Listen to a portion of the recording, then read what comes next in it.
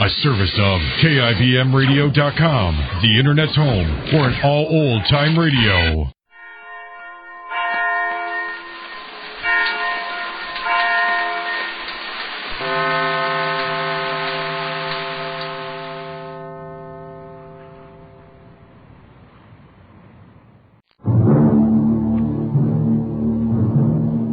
Crime and Peter Chambers.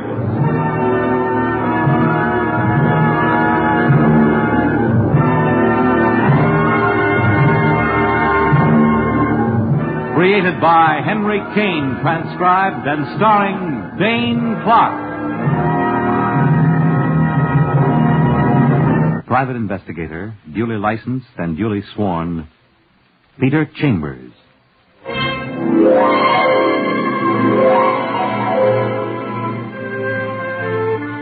You're a private eye. That's your business. Anything else?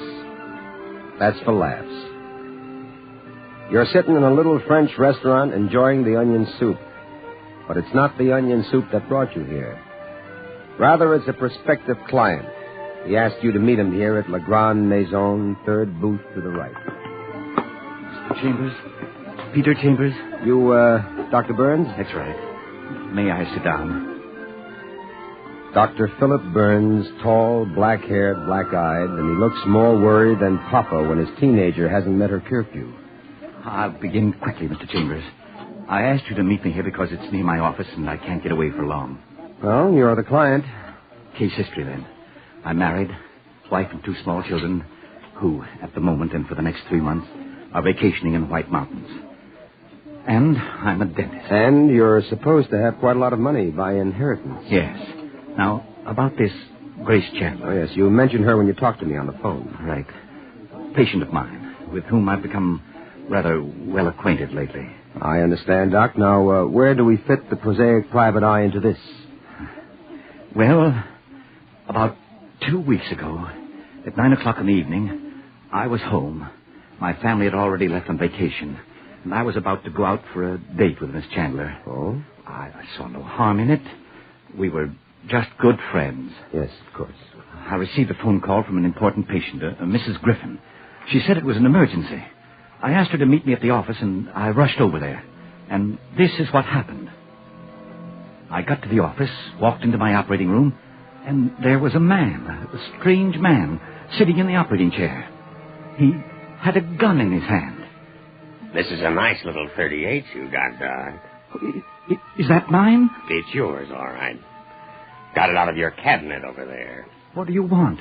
What are you doing here? I'm going to use the gun, Doc, and I'm going to use it on you.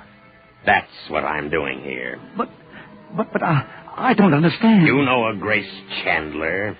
Yes. I'm her husband. Now do you understand? He rose up out of the operating chair, a tall man with white hair and a white mustache. He lunged toward me, and suddenly the lights went out. But I grabbed at him, and we fought furiously. And then somehow I had the gun. But his fingers were at my throat, throttling me. In self-defense, I pulled the trigger. I got up and groped in the darkness. I tried to find my flashlight, but it was gone. Finally, I reached my work table. I found smelling salts and used them on myself. Then I stumbled around until I got back to him, and I kneeled down beside him. He was dead. I got up. The gun was still in my hand, and finally I found the phone on my desk, and I tried to use it. But that, too, was dead. I ran my fingers along the wire. It was cut. I left the gun on the desk, and I got out of there. Somehow I got out of there. A block away, I found an open drugstore, and I called the police. They used their flashlights, found a loose fuse, fixed it. The lights came on. But there was nobody on the floor. There was no dead body. There was nothing. And my gun, that was gone, too. I absolutely thought I was crazy, Mr. Chambers. Now, look, Doctor, was there a dead man on the floor? No question. That man was dead. Oh, I admit to terrible misgivings. I've been trying to get up enough courage to put myself in the hands of a psychiatrist. You've been wrestling with this problem for 2 long weeks, huh? Yes. But yesterday, yesterday, finally, I knew that I was sane. Well, because why, Doc? Why suddenly yesterday? Well, I had a new patient, one Slocum Blackstone, who prefers to be called Blackie. That's when I knew I wasn't crazy. I was drilling his tooth. Blandly, he said, "Dr. Burns, you killed a man, didn't you?" What? That's what he said. He told me that the police had fished up a body from the river, that the face was battered and the rest in fairly good condition. He said that was the man I had killed and that he could prove it. And what else did he say? He refused to speak any further. He told me to think about it. He said he'd be back tonight to talk business. Oh, good old blackmail, huh? Mr. Chambers, before I make up my mind on this, I want somebody experienced and somebody trustworthy to advise me. You're that somebody, sir. Huh?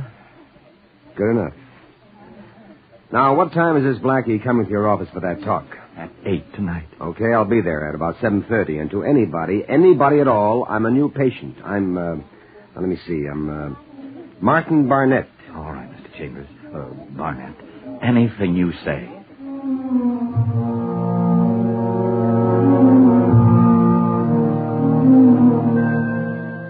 He gives you a few of the less pertinent facts, like addresses and things, and then the good doctor takes his leave.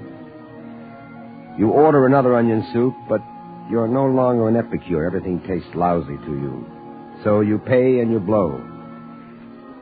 You have a short visit with a rich witch by name of Griffin, and it causes a lifted eyebrow. And then you're downtown at headquarters for a chin fest with good old Louis. Well, P.D. Chambers, the private eyeful. Good to see you. Things were getting a little boring down here. Detective Lieutenant Louis Parker, homicide. Strong sinew of the New York police force. A good cop, a good citizen, and a mighty good friend. Well, you got some crazy questions for old Louis. Things have been rolling so normally around here, we've begun to miss you. Crazy clients, crazy questions. Well, since I pride myself on being a gentleman, I won't add crazy private eyes. Well, got any crazy corpses around your morgue? That's my Pete. Never fails. Have you? Crazy corpses. Like how? Oh, like maybe one that likes to walk around after he's dead. Or that maybe has a special passion for stealing a gun from a dentist. You building up to something, Pete. Or that maybe has 3 bullet holes in him. No face. Just a minute. What do you know about what we've got in the morgue, pal? Don't know nothing, pal. Why you here, pal? 'Cause I love you, pal. Now, look, Pete. Now, look, pal. If it so happens by some peculiar circumstance you're harboring a corpse in your public morgue that meets with the specifications laid down by the private eye, then as a favor, the private eye would like a look-see in the public morgue. And what else? Oh, a little chop-chop. Chop-chop? You know, talkie-talkie. All right. Trouble. Let's go to the morgue. Talk.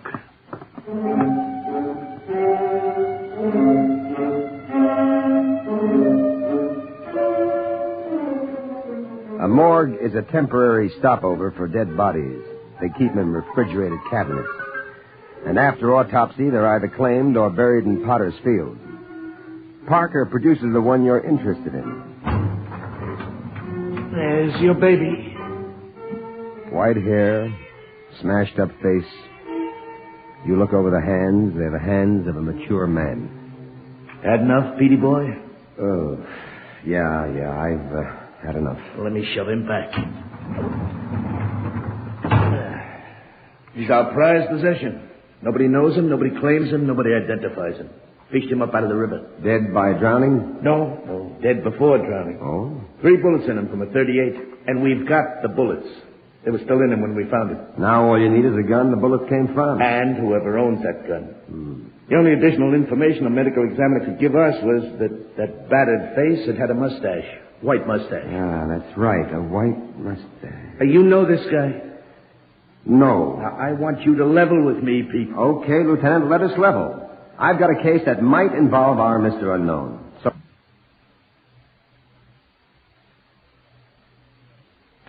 So far it's confidential, but, well, let me spread my wings a little and I'm liable to fly right back to you.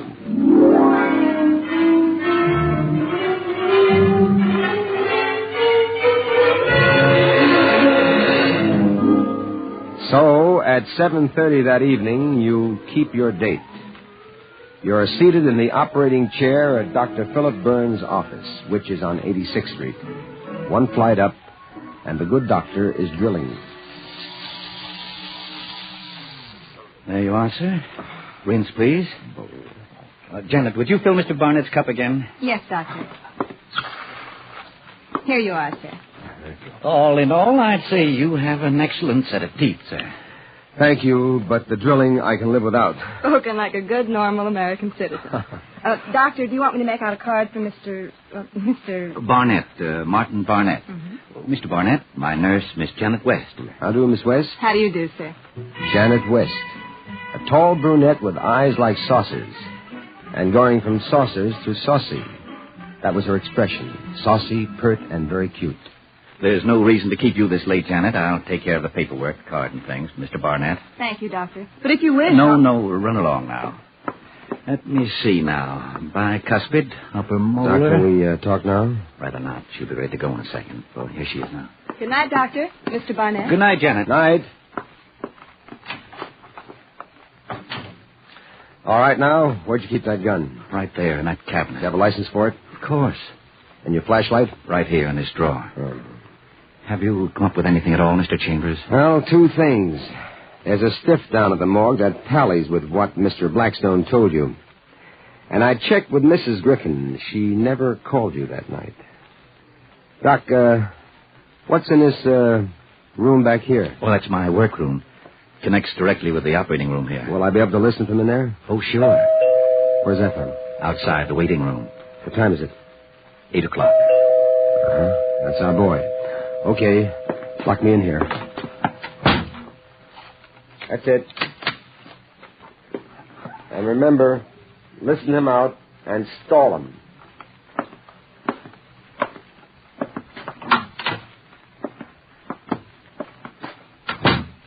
We're alone, Doc, ain't we? Of course. You think I'm crazy? Oh, not you, Doc. Crazy like a fox, that's you. The way you stole them cops, and you with a dead pigeon here on the floor. How do you know? Hey, just listen, sweetie. I own a pool room downstairs, right downstairs from here. Yes? Business, you should pardon the expression, it stinks out loud. So that night, I'm outside getting a bit of the ozone when I hear them shots up here. And then I see you come tearing out. I figure it for some kind of hassle. So what have I got to lose going upstairs for a gander? You found him here on the floor? Right you are, sweetie. So I figured I could lend what you call a helping hand. I goes down for my flashlight, and then I do the bit. I snatch the gun, and I lug him out of here. And like that, you're guilty of nothing. You know what I mean? Nothing. What did you do with him? Put him in my car and dumped him in the river. And like that, I'm in business. I don't quite understand. Yeah, well, just keep the ears picked up. I got your gun down in my bank vault. And the cops, they got a stiff with 3 bullets in him, and they got the bullets. If the slugs they got match the gun I got, you know what you got? Trouble. By the bushel and the peck. Clear? Yes. So we're going to work it like an annuity. Just what are you selling? Life insurance, sweetie. On your life. And we'll make it an easy premium, $300 a week. For how long? It's a life insurance policy. You pay for the rest of your life. Ain't unreasonable, $300 a week, and you know it. And you can afford it. Think what I'm doing for you, Doc. Yes, I'm thinking. You want to hear the funniest switch, sweetie? My one worry in the world is going to be your health. Keep well, Doc. And if I don't agree to your demands? You'll agree. You're not one of them big dopes. You got brains, sweetie. Look, I give you a few days to think about it. Monday at 5, I show up for my 3 bills, and then after that, every Monday like clockwork. Goodbye, sweetie. See you on Monday.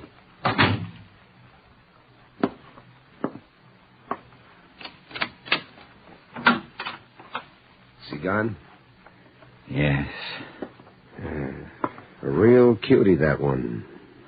Yeah, real cute. What are you going to do, Doc? Going to pay him. And what happens when he raises the ante? They always do, Doc. Well, what's your advice, Mr. Chambers? Oh, you mean I'm still working for you? Blackie stated the deadline, Mr. Chambers. For both you and me.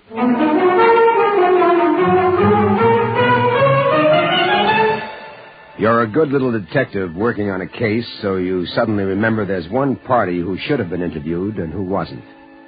Grace Chandler. She turns out to be an acrobatic dancer. A good-looking brunette with, muscles in her arms. Yes, what is it, Mr. Chambers? Oh, just a couple of questions, ma'am, about your husband. Husband? Well, I won't take up much of your time. I've got no husband. No husband? Nah. Bye now. Hey, say, where are you going?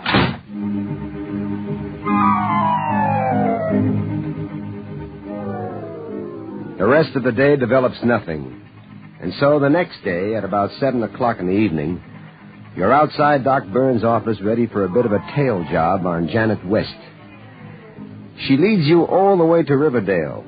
And there, a fine-looking man opens the door for her. And what do you know?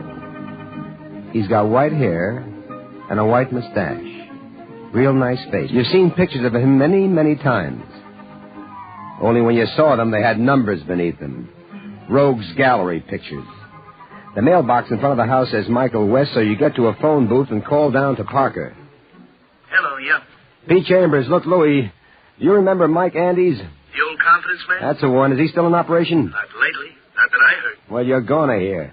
Do you have a daughter, that guy? Yeah, Jim off the old blood. Larceny runs in the family. Well, come and collect him. What? What are you talking about? He lives up in the Mamaroneck, 1897 Belmont Avenue. He lives under the name of West. Pick up both of them, the father and the daughter. Oh, now look, Pete, way up there, I'd be happy to do you a favor, but I'm homicide, remember? I got more important things to do than worry about confidence. Louis, how's the stiff in the morgue, the one with the bullet holes? Well, he's still stiff, still unidentified, still a puzzle to me. Well, I'm in the process of solving that puzzle, Lieutenant. Well, Pete, you mean... Yes, I mean. Pick these two up and deliver them to the office of Dr. Philip Burns, 86th Street. Pick up Doc Burns, too. Have him there at 10 o'clock. Keep the old man downstairs out of sight till I show up. And don't give anybody any explanations whatsoever. Okay. I'll see you in Doc Burns' office. I'll have the doc there and the girl there and the old man stashed away outside. Goodbye now. Gotta go and get the old horse and buggy.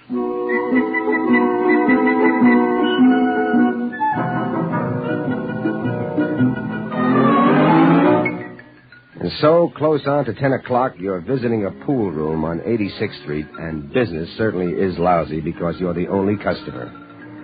There's one guy there, tall and husky in his shirt sleeves, and he's got even bigger muscles than Doc Burns' acrobatic dancer. Also, he's got arrogant black eyes that are bolder than a burlesque dance in Union City. Looking for somebody, Jack? You the boss? Yeah, I'm the boss. You Blackstone? Yeah, I'm Blackstone. Blackstone. You know, that was a great jurist once. Jurist? What's a jurist? A judge, a lawyer. Look, sweetie, I got a mouthpiece by name of Rabinowitz. He'll spot your Blackstone 10 points, and your boy won't even know he's been in a tussle. Now, what do you want here? You. What? What's that? We're going to do a little talking, pal, about a body and bullets and a river. You the law, Jack? The private law. Oh, think. Well, sweetie, here's what I think of Finks. And here's what I think of muscle guys.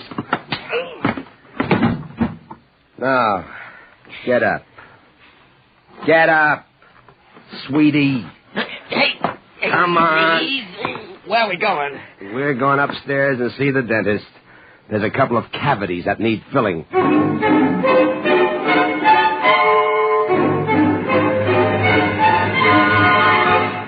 Upstairs, you join the cast of characters, and Parker shakes hands with you.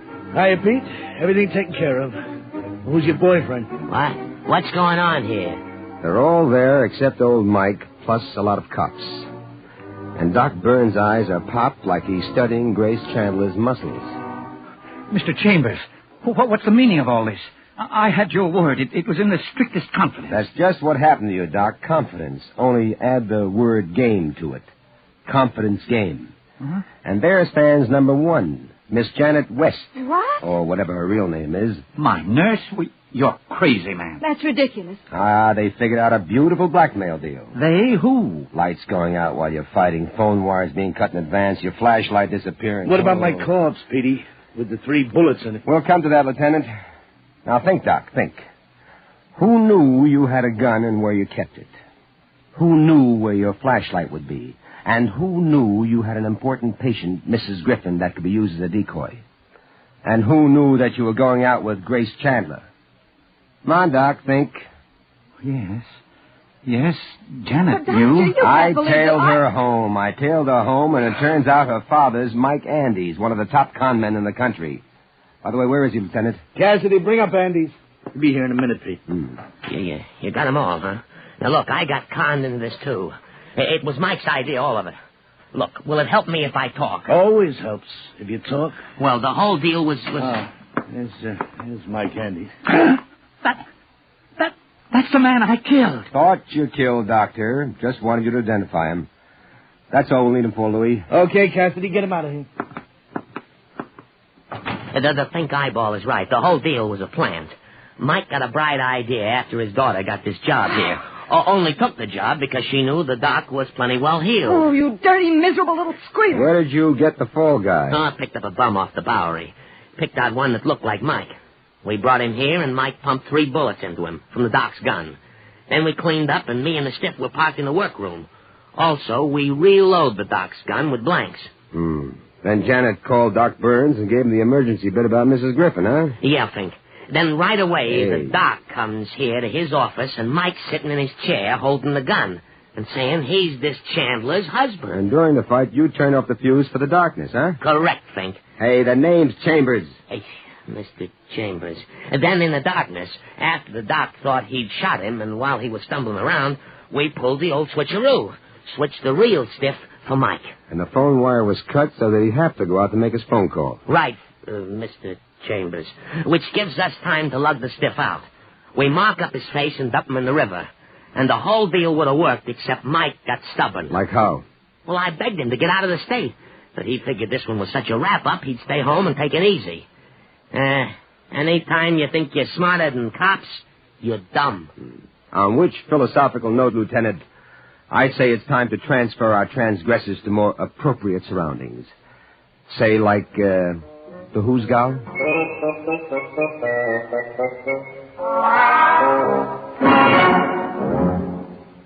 And there you've had Crime and Peter Chambers.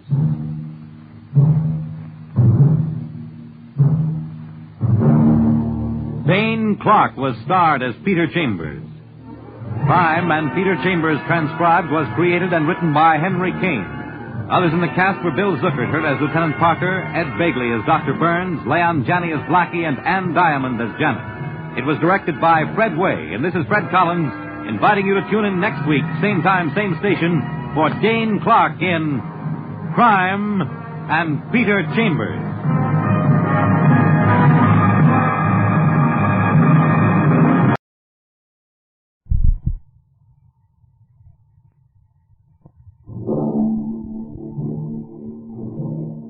Crime and Peter Chambers.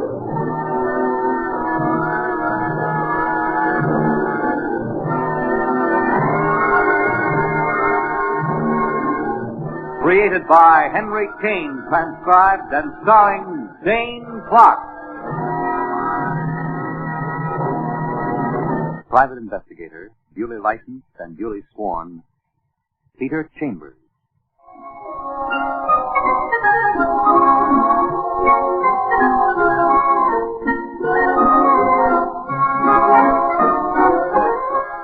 You're a private eye. That's your business. Anything else? That's for laughs. You're strolling along Fifth Avenue on a beautiful spring afternoon, and you stop at the window of Fitch's department store for a peek at the styles. And then, suddenly, she's there beside you.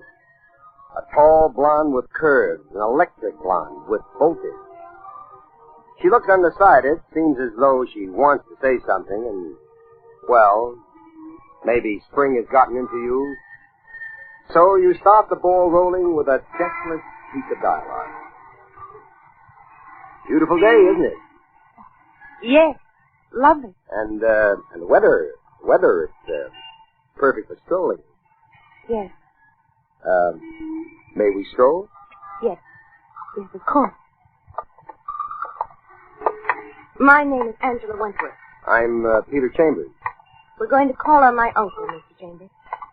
We'll go there directly, if you don't mind.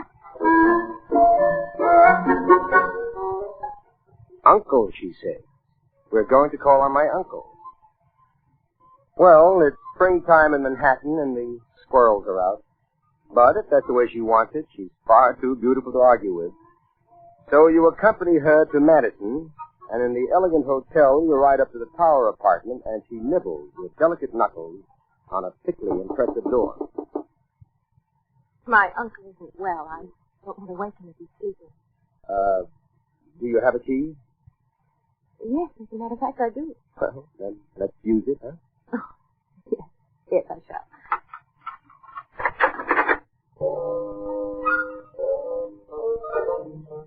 Inside, you get a back view of an old guy snoozing by an open window. You can't see his hands. They're in his lap. Angela taps you, and you tiptoe behind her into another room.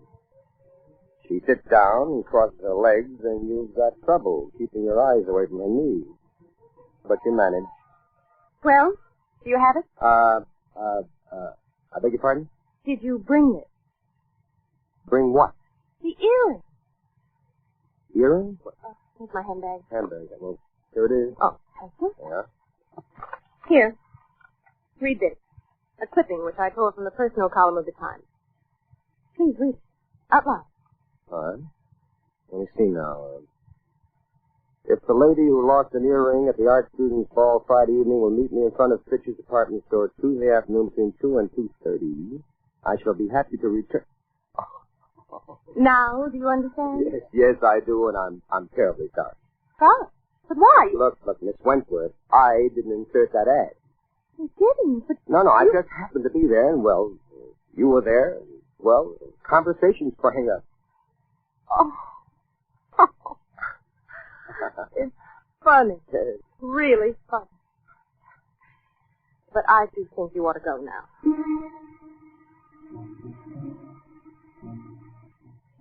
She sort of starts you on your way, but on your way, you get another look at the old man, and suddenly you don't like it. He hasn't moved, and there's a white waxiness behind his ears, and you go near. What is it, Mr. Chambers? He's dead. She passes out in a faint, and you let her lie. You go around to the front of the old man, and you take a look. He's got a gun in his hand and 2 bullet holes in his stomach. You're working at your trade now, and you work quickly and carefully. The room's in perfect order, absolutely no sign of a tussle. The old man's still warm, hasn't been dead an hour. Then, toward the middle of the room, you see it. A round red spot that sort of blends in with the russet color of the rug. You touch it. It's blood. Then you go back to the old man, you dig around in his pocket. You come up with a beautiful triangular emerald earring. And just then, Angela Wentworth starts stirring. Easy does it, Miss Wentworth. Come on. Let me help you up. There you are. Oh, my uncle. Uncle. He's dead. He appears to have shot himself. Oh, no. Now, look. Let's go back to the other room, huh? Come on. Now, there, will you sit down? Thank you. I'll use the phone. Operator. Police headquarters, emergency. I only left him an hour ago. Hello? I want to report a death. That's right, a death. 598 Madison Avenue, a hotel, the Tower apartment. All right, now, Miss Wentworth, there's nothing we can do but wait for the police. Oh, it's terrible. Look, I found this earring in your uncle's pocket. Thank you. It's the mate of the one I lost. Oh, what was it doing in your uncle's pocket? That clipping. The person said they would return the lost one if I could identify it. So I brought the mate here to Uncle. Left it with him and intended to bring the finder here with me. Show him the mate to the earring. It would be perfect identification. Is it valuable? Each earring is insured for $20,000, but... Oh, Mr. Chambers, may I please call somebody? Well, sure. Who do you want to call? Oliver Hartford. My brother-in-law. He's married to my sister. He came here with my uncle. They live way up in New Hampshire, all of them. What about you? Well, I live here in the city. May I call Oliver? All right. Where's he staying? Right here. This hotel. One of the downstairs suites. Well, let's call him. Would you connect me with Mr. Hartford, please? There you are. Thank you. Hello, Ollie? Come up to Uncle's suite. Quickly, please.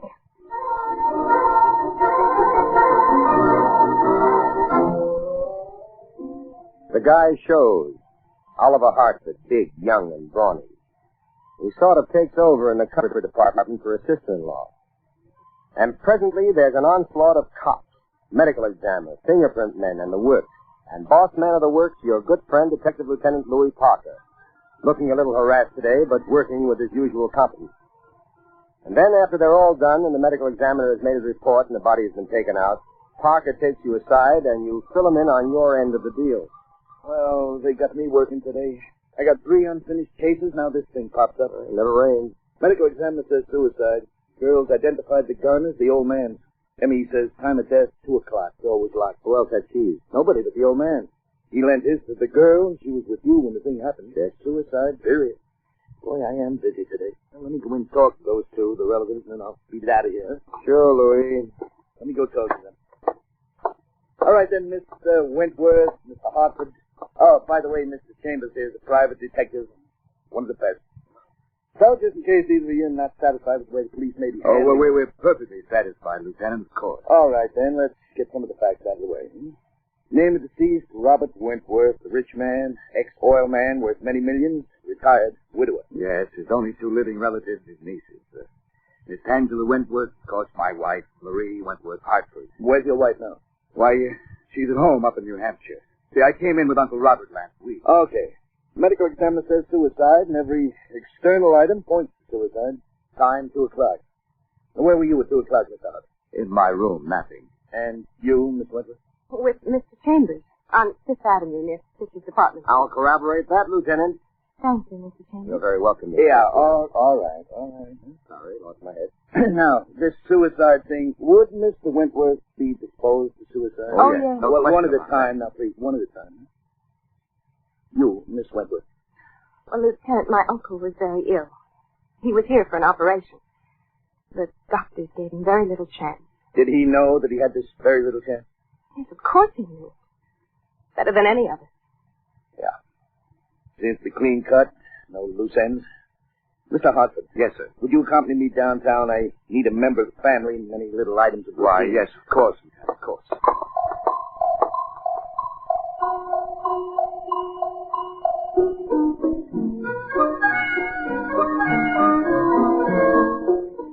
And so you're alone again with Miss Angela Wentworth. You take her home to a cute little apartment on East 34th, and there... Thank you, Mr. Chambers. You've been very kind. Not at all.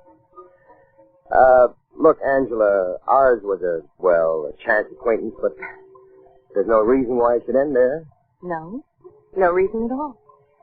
I like you very much, Mr. Chambers. And, I like you. Look, a lawyer was mentioned back there. Was that the only person your uncle would want to see to arrange his affairs? No, there was another, and much more important. Algernon Sacco, his business advisor. That's good. He has an office down on Pine Street. Bye now, Miss Wentworth. I'll be in touch with you. Yes, please do. Now, here's a brand new wrinkle. Algernon Sacco, crooked as a country road. A big operator and a shrewd one. You tangled with him a few times, but that was way back, before he acquired respectability and a few rich clients. An old cackle voice guy, but smart as a brand new whip. So, you're down on Pine Street, old stone and steel. No pines. No pines at all. Yeah.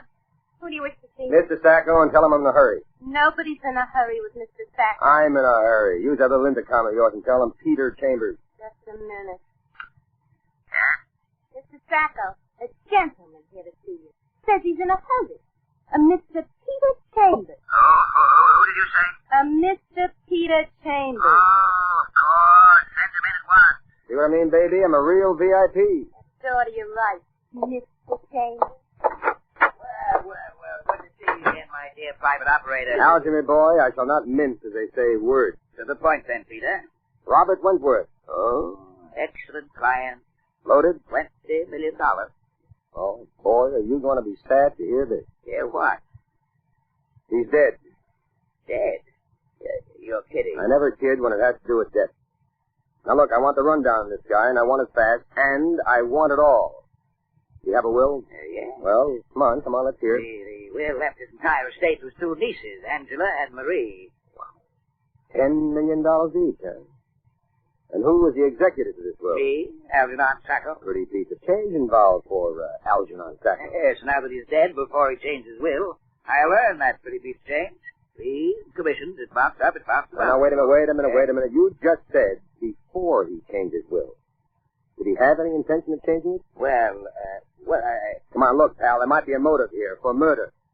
You mean It's got its angles, but if it gets to the cops, it gets to the newspapers, and all your background gets washed up.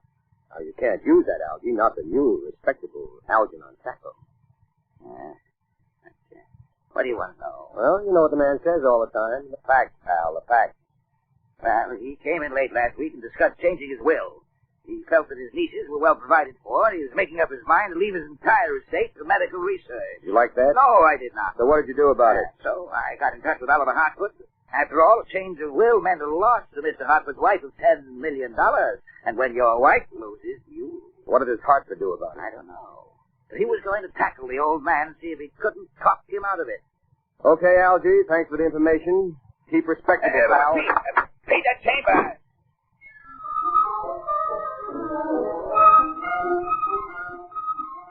You're working now.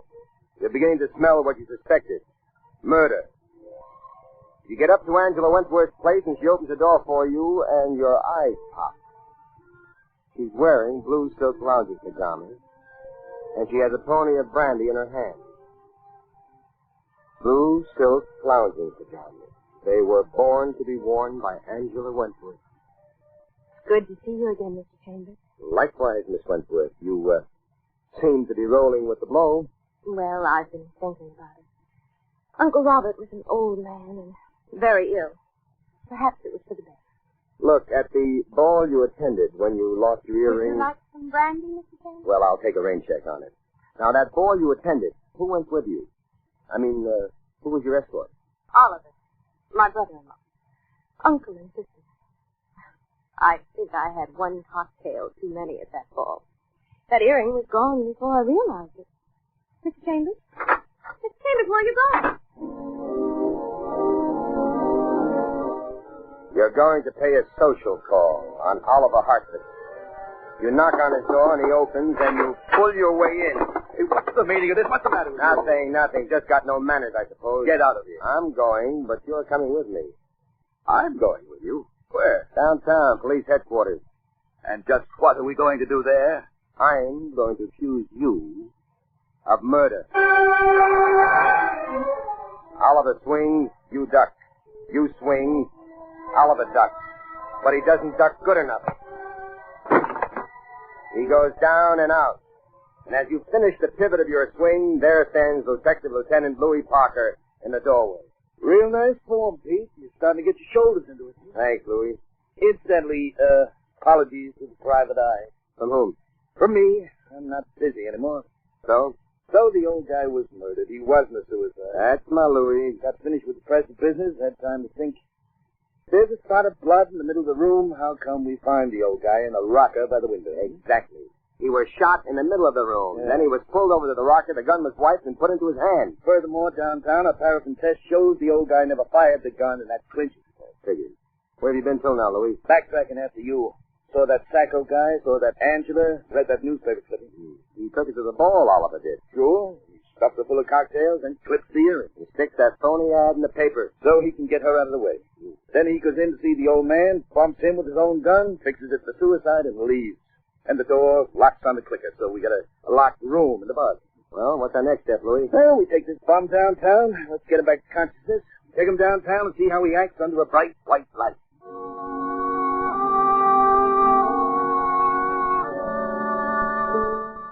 Oliver Hartford at headquarters gets closeted with Detective Parker and a host of excellent interrogators. You wait across the street in Luke McCool's Lonesome Bar and Grill. You sip on a stinger and you ponder. It figures for about 2 hours.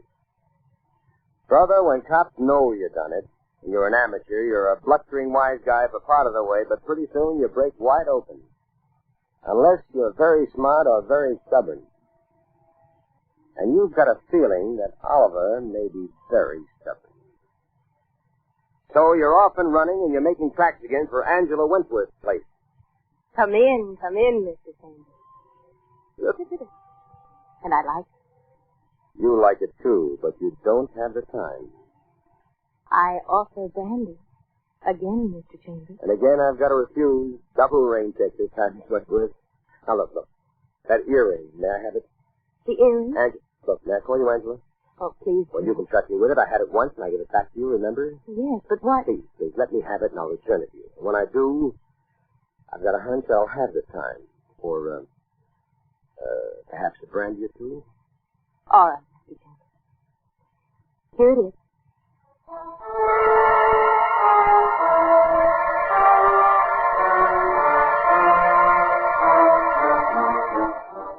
And so you're back in Luke McCool's Lonesome Bar and Grill across the street from headquarters, and you're trifling with fingers again when Parker shows up.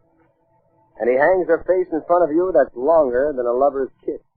Pete, boy, we've got us a Carter. Meaning who? Meaning that Oliver Hartford.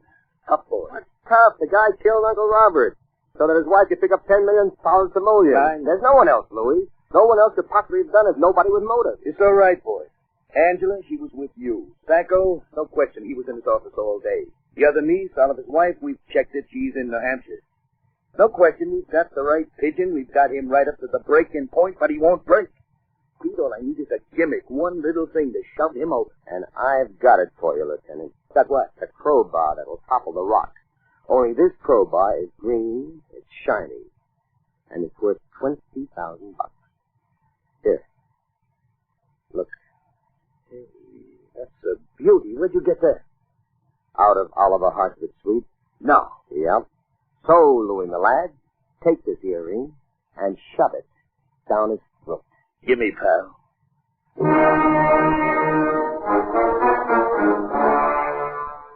So you're alone once more, and you've got your fingers crossed. Psychologically, it fits. But if it blows up, you're going to be in the middle of the explosion. If it blows, it will blow all over you. But 20 minutes later, Park is back and he's beaming. He returns the earring and he claps you on the back. And a clap on the back from Parker is like a jolt to the jaw from Marciano. Got him good. Full confession, the works. Broke him down completely. Oh, and now he's up the other alley pleading for lenience. You tricked him, Louis. I tricked him. No, not me. That's my pride. I'm a straight cop. I tricked nobody. I know. So I had to trick you into tricking him. What are you talking about? The emerald earring. What about it? It's the wrong one. It's the one out of Uncle's pocket. The mate to the one that disappeared. The wrong one? Well, then where's the right one? Well, it must be where, psychologically, it ought to be. Now, you had the guy on the brink, Louis. There wasn't time to go look for the right one, so I used the wrong earring for the right purpose, and it worked. So now... Let's go find the right one.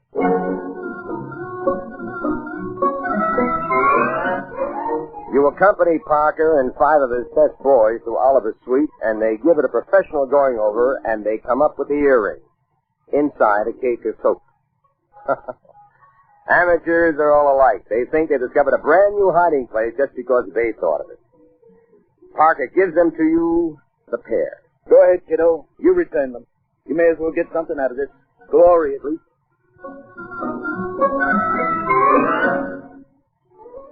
And so the private eye, in proper tradition, is back where he belongs, in the beautiful lady's apartment. He partakes of a bit of brandy, and then he presents her with a complete set of emerald earrings.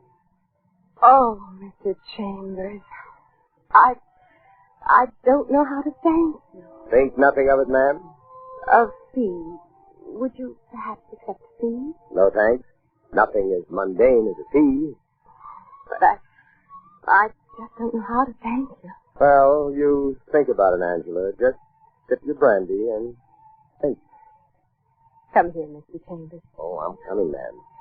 I think I know what you mean. Something like this? Oh, Mr. Chambers.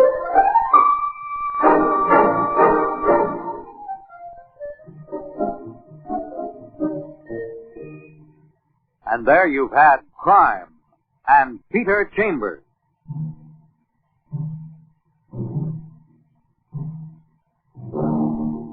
Dane Clark was starred as Peter Chambers. Crime and Peter Chambers transcribed was created and written by Henry Kane. Others in the cast were Bill Zuckert, heard as Lieutenant Parker, Joyce Gordon as Angela, and Bernard Grant as Oliver. It was directed by Fred Way. And this is Fred Collins inviting you to tune in next week, same time, same station, for Dane Clark in Crime and Peter Chambers.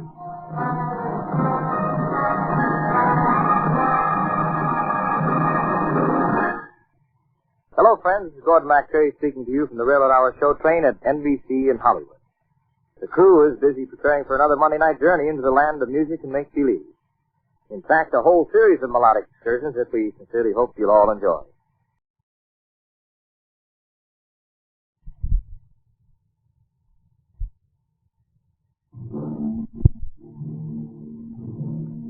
Crime and Peter Chambers.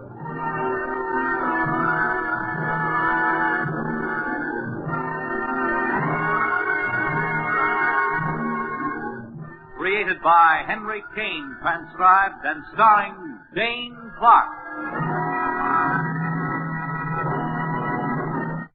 Private investigator, duly licensed and duly sworn, Peter Chambers.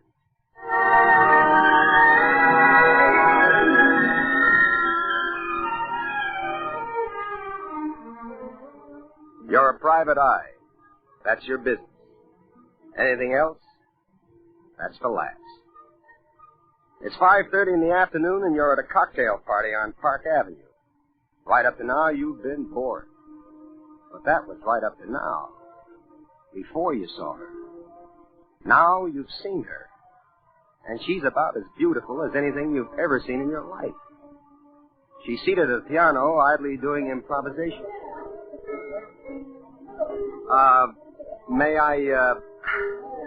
Is it all right? May I sit here beside you? Why, yes, certainly. I've been hoping you would. Well, now. You're Peter Chambers, aren't you, honey? The detective type fella? Oh, I love that Harmony Ritz accent. My name's Lenore. And I love that name. Mr. Peter Chambers. I just couldn't perk up enough nerve to approach you, but I did so want to talk with you. Mr. Peter Chambers? Oh, that's for you, isn't it? Look when. Here, I'm Peter Chambers. Telephone call for you, sir. Where? Just follow me, sir. All right, I'll be back, Lenore. Don't go away. I'll be waiting. Right this way, sir. Thank you. Here you are. Thank you. Hello? Pete? Hello, Pete? Oh, no. It's Louis Parker, Detective Lieutenant Parker. Oh, can't I lose you anywhere? Here I am at a Park Avenue shindig, Yeah, Louis, and it's a good thing I knew where to find you. It's murder, Pete. Well, what else when Parker at homicide is involved? Look, one of our suspects is a kid by name of Jack March. Jack March. I know that boy. Yeah, he won't talk to cops. But he says he will talk to you. He'll talk to Peter Chambers only. Well, if that's the way it is, Louis. When do you need me? Right away. Highview Apartments on Sutton Place, apartment 16A. Hey, very fancy. And who lives there? The Contessa LaFresso. Oh, that's real fancy, too. Is she there? She's here, and she ain't here, if you know what I mean. She's dead. All right, I'll be there. Good boy. Bye now.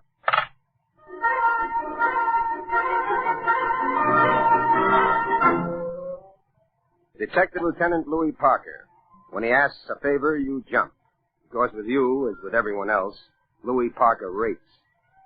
Only with you, he rates special because you don't only respect him as a cop, you respect him as a friend. So you get to Sutton Place, the apartment of the Contessa LaFresso. Parker's there. A lovely red-headed maid is there. Jack March is there, and one other guy. A tough baby by the name of Stoney Carter. You know everybody here, Pete? Hi, Mr. Chambers. How are you, Jack? I'm lousy. I think I'm in the middle of a quick prank. Just hold it, young fella. Pete, you know Stoney Carter? Me and Shamus, we have met now and then. I've always preferred the then to the now. Real funny fella. Always making with the play on words.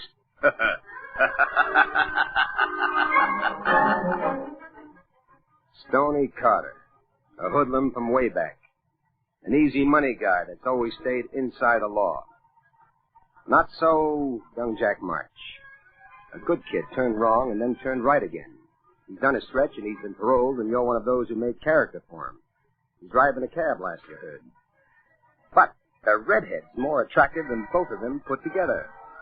And you're beginning to debate between the redhead and Lenore, but you stay faithful to Lenore. Pete. Yeah? Notice all I've got is 3 uniformed cops here. My staff is on the way. We haven't really got started yet. And already you've garnered 2 suspects? Yeah. Come in.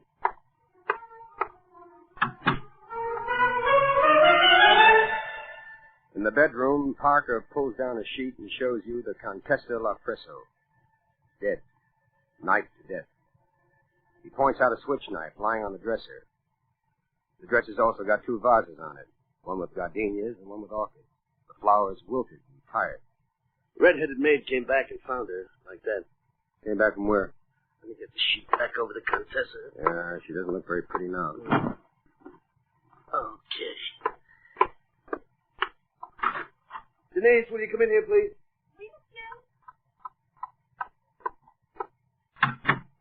Denise Monet, Peter Chambers. How do you do? How do? Denise, would you tell Mr. Chambers just what happened? Well, it was about 10 minutes to 5. Madame was in bed napping. I knew she had an appointment at 5, so I woke up. An appointment? With whom? With Monsieur Stoney Carter for 5 o'clock. The other one was for 5:30. What other one? The other appointment. What other appointment? The one with Monsieur Jacques March. Okay, Miss Denise, so you woke her up. She was very tired. We only came home today from a week in the country. There was shopping to do, and she told me to go and do it. The shopping. But I say, Madame, you will have a guest shortly. And what did she say? She yawned and said, so he will wake me up. Leave the door unlocked. Which is just what she does. She leaves the door unlocked and blows. She comes back at 20 after 5. She finds your friend Jack March standing in here. Knife is in his hand, and the Contessa, she's dead. So quickly I called the police, and quickly the police come. And what does Jack March do in the meantime? He stands like how you say it, petrified. Petrified is pretty good. And we find him like that, knife in his hand. And, of course, he clams. The poor kid. He don't trust cops. He starts wailing for Peter Chambers. He don't trust law, but he trusts Peter Chambers. Look, he's a good kid, Louis. Good kid, schmood kid. He's got a knife in his hand. He's here on the scene. What does he get for that? The Purple Heart? And that bum out there, the first appointment, the 5 o'clock guy, Stoney Carter, what about him? Well, the minute Denise gives us the story, one of my boys picks him up at his place. Where's his place? Hotel Bilton. He'd hardly got there. Still had his hat on. Okay. So, I suppose you want me to talk to the kid? Yeah, I wish you would. For his sake. All right. But let's sort of do it in a hurry. I've got to get back to a party. Oh, business deal there, Pete? Well, not exactly business. Uh-huh. Well, yeah, if you want to put it that way. Now, look, Miss Denise. Oui, Monsieur Chambre. Aren't you the cute one? Oui, Monsieur Chambre. Oh, you Denise, you. You know, if there wasn't a Lenore... Lenore, there is perhaps, but Lenore's Pufferamel. There is but one Denise. You know, I got a small hunch you're right. Huh? Well, look, lover boy, break it up, huh? What did you want to ask? Sorry, Louis, lost my head. Now, these flowers here, Denise, what are they? Orchids and gardenias. A bow of the Contessa he gave them last week. They're all wilted. Of course. It was last week. Oh. And we have been away all this week. Oh, look, Pete, you want to talk to the kid now? I'll talk to both of them.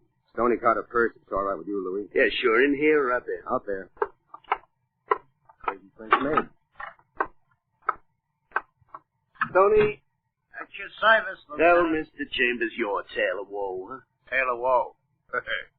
It's simple. Okay, let's hear it.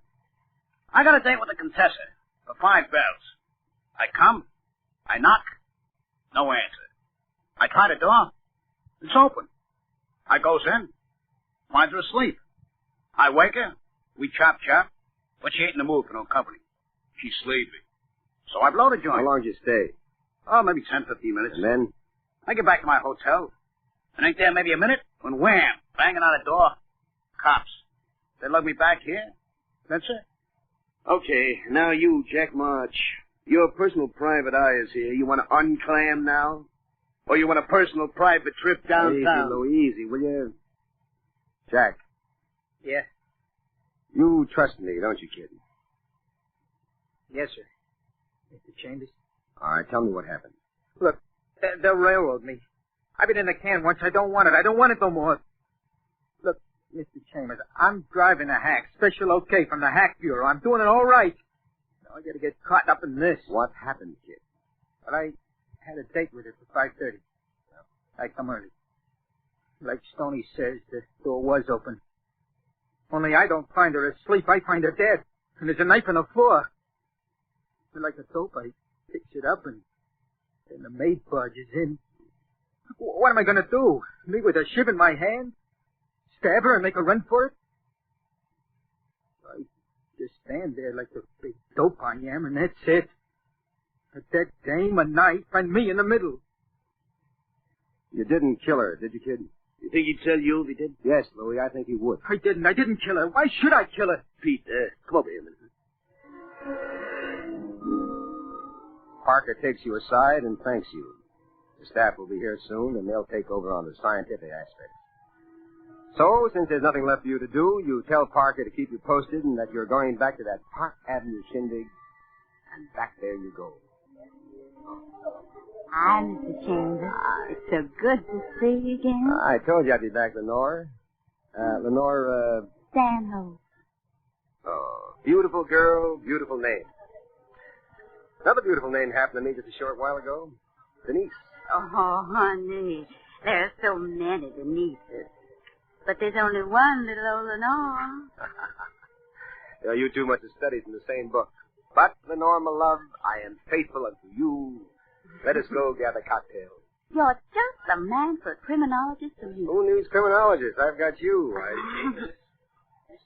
Uh-oh, here's that man again. All right, here I am. Phone call, Mr. Chambers. Thank you. What's your name? Livingston, sir. Lead me to it, Mr. Livingston. Lenore, once more, my apologies. This way, Mr. Chambers.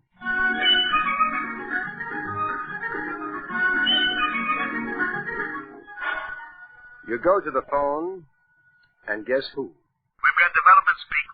Look, I'm working on a few developments myself, Louis. We're booking your boy, but there have been a couple of interesting developments. Oh, like what? Well, it's not for phone talk. I'll wait for you if you promise to come over to the apartment, but pronto. All right, I'll be there as fast as I can. Don't go away. I'll be here, but do it quick. So, once more, you do the apology bit for Lenore Stanhope. You tell her you'll be back, that you'll call her even before you come back. And then you tear yourself away. And you're on your shuttle again. You're back at Sutton Place in the Countess's apartment. And there's nobody there, not even the body. There's only Parker, a couple of cops, and Stoney Carter. Where's everybody? Well, your boy's downtown being booked. Body's been picked up by basket boys, and my staff has departed. Well, there was one little bright light down here who was conspicuous by her absence, that Denise. What happened to her? You turned on her like a refrigerator, so she kind of shined up to one of my young cops and went downtown with him. Mm-hmm. You going to brush her up on criminology? Mayhap, my lad, mayhap. Well, there's always Lenore. Lenore? Who that? Private lieutenant. Private for the private eye. Now, what's with the developments? Well, first we've got a little motive, finally. Like what? Robbery. There's a brooch missing from a drawer of that dresser in the bedroom. The one with the flowers on it, the wilted orchids and gardenias? Yep, top drawer. Kept the jewelry there. Insured, but the brooch is gone, and it's worth 100,000 bananas. You mean the dame woke up while one of our two suspects was kind of helping himself to this, diamond brooch, yeah. Figure she woke, squawked, got stuck. So? Who stuck her? We say your boy, Jack March. Fingerprints on knife, only one set, his. What about fingerprints on the dresser drawer? Got a smudge, which could have been a fingerprint. And then we got a fingerprint, which turns out to be Stoney Carter's. Then why are you holding my boy? Because, one, your boy was caught red-handed with the knife. Two, only his prints are on the knife. And three, the smudge could have been his print, only it got smudged, and that happens often enough. And how does dear old Stoney explain his print? Let him talk for himself. Sure, Lieutenant. I am happy to oblige. Oh, I love these oily, obliging guys. Okay, big shot. Oblige. It's like this. I get here. She's sleeping. She wakes up. We chat. These flowers are all wilted. The petals are all over the dresser. Dropped from these here flowers, see? I'm a neat guy. Always been a neat guy. So, while we're chatting, I'm kind of cleaning up these petals with Fred, you see? I'm shoving them into the palm of my hand. See, I'm going to dump them down the incinerator. All right, do it a little faster, Stoney, huh? Oh, yeah. Well, the top drawer's a little open. Some of them pedals I'm cleaning up, brushing them together like some of them fall in there. So I pull a drawer open, take out the ones that fall in, dump the heap into the incinerator. Like that, my print maybe gets on a knob of that drawer. Yeah, simple enough to be perfectly logical. Time to go into a huddle again, Lieutenant. You and me, alone. Yeah, sure, Pete. Come in the bedroom. It's empty now. You holding that bird out there? I haven't got on what to hold. And he's wise enough to know what he's doing. Holding the kid, aren't you? A kid who's trying to straighten himself out, driving a cab. Now, look, be sensible. We got him with the goods. Fingerprints, witness, the works. Well, what about the brooch? Well, our fast figure is he got rid of it somewhere first, and then back here, he's about to clean up on the knifing deal when the maid shows. Now, wait a minute. So he plays it dumb, you see. Stands here, he doesn't make a run for it, he says he picks the knife up off. But it could be true, can it? Only his prints are on it. But it's possible that the knife was wiped and then he picked it up. Oh, everything's possible, but we got a case against him. Against the Stoney, we haven't got a thing. You going to look over his place at the Bilton? Well, we haven't got a right. You need a search warrant for that. We haven't got a thing to base a warrant on. Yeah, but I don't need a warrant. What does that mean? The thing blew wide open fast, and you picked up Stoney at the Bilton. He'd hardly gotten into his place yet. You said yourself he had his hat still on his head. So, if maybe he did cop that brooch, it'd still be there. He just didn't have a chance to move it. But I can't get a warrant. I got no grounds for it. Good enough. So that's where little boy Private Eye fits in. Where? Listen, Louis. Hold him here for half an hour, and then let him go. Give him a 5-minute head start, and then you call on him at the Bilton. Strictly a social call. What'll you be working on in the meantime? Me? Be working on trying to get young Jack March out of the can. If I'm wrong, I apologize. If I'm right, a good kid gets spared a lot of grief. Bye now, Louis.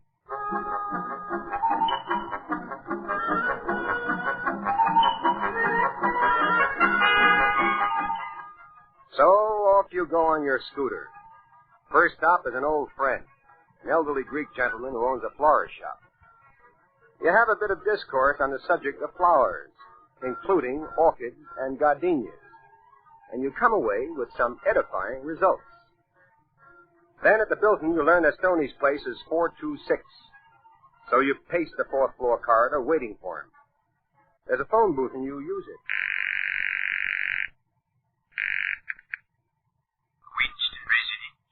Mr. Livingston, I presume? This is Livingston, sir. Chambers, Livingston. Mr. Chambers.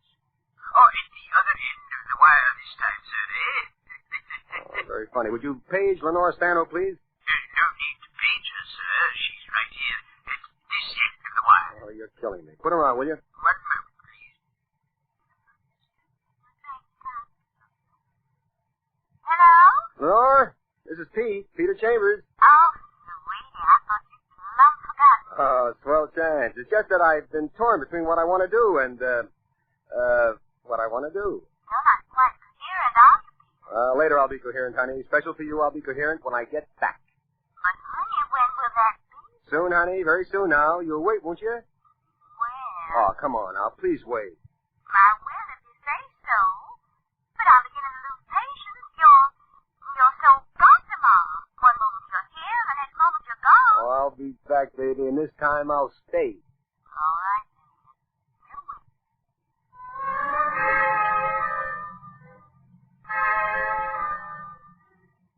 You hang up, you mop your brow, and then Stoney comes tearing along like there's a tailwind behind him. He gets his key in the door, he gets in, and you jump. Oh, he catches you with a couple of wild ones, and you let fly a few wild ones on him. But then he runs into a real beautiful bouquet of knuckles. Oh! And now Stoney is real Stoney. He's also rigid, stretched out on the floor like a welcome mat. You close the door and you get ready for a search, but no real search is needed. You come up with that brooch faster than a racehorse breaking from the barrier. You just pick it up out of a desk drawer where you dropped it when Parker's cops had come to pick him up. Then there's a rapping on the door. Detective Lieutenant. It's me. Just dropping in for a social call. Here's your brooch, Louis. Uh-huh. Well, maybe it'll clear you, kid. But without a search warrant, this bum will accuse you of planting it here. So will his lawyer. Well, where would I have gotten? From the kid. They'll say the kid slipped it to you, which they'll say is the reason the kid wanted you in the first place. That's right. Here, help me up. You had it right, Lieutenant. A plan. It's strictly a plan. Not going to work, Stoney. Well, say about that. I got lawyers. Lieutenant, that story he gave you about how his print got on that dresser drawer. You got a statement on that? Oh, yeah. Sworn statement. Good, because that statement and this brooch here, together, they'll sit him in the hot seat. But good. I told you about those flowers. I told you how I cleaned up the petals from those gardenias and those orchids. They was all wilted. You saw them yourself. Some of the petals dropped in the drawer. I took them out. That's how the print got on there. Keep talking, pal. You're killing me. And better, you're killing yourself. I don't get it. You just talk to any florist, Louie, and they'll tell you. Tell me what? That there's a certain special feature about orchids and gardenias. Special feature? Neither gardenias nor orchids shed their petals regardless of age. What? They wither and they'll wilt. But petals, they just don't shed. What? You're a liar. No, I'm not, Stoney. Wait till he gets to your lawyer. He'll convince you that this is one time you talked out of turn. That's a nice word, Petey. And you, let's go. Downtown, for you special, I'll fix up your cell. With petunias.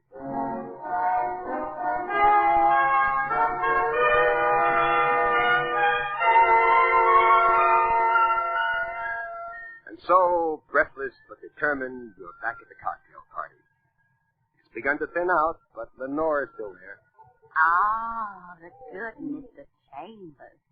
We were beginning to lose hope. What's with the we? I thought you said we over the phone, too. What is that, an editorial we? A queenly we? Oh, no. Purely a grammatical we. We. Myself and my husband. You see, my husband is an amateur criminologist, and he's somewhere about drinking, of course. And when I tell him about the price patch I have for him... Husband? When I tell him that you're here and a man with your wealth of experience is willing to sit around with him and discuss the various topics... Just a minute, please. Yes. Did you say husband? Yes, I said husband. Oh, that's what I thought you said. Oh, that Denise. Oh, my But, aching honey, back. child, my name's Lenore. Yeah, I know, Lenore. But I've sworn you said Denise. I know just what I said. Well, I gotta go now. Bye. Again? And this time, honey child, I ain't a-coming back. But nohow.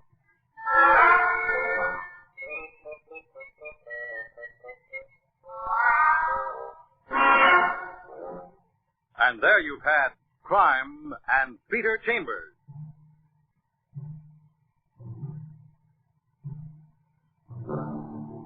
Dane Clark was starred as Peter Chambers. Crime and Peter Chambers, transcribed, was created and written by Henry Kane. Others in the cast were Bill Zuckert, heard as Lieutenant Parker, Ralph Bell as Stoney, Donald Duke as Jack, and Anita Anton as Lenore. It was directed by Fred Way, and this is Fred Collins inviting you to tune in next week, same time, same station, for Dane Clark in Crime and Peter Chambers.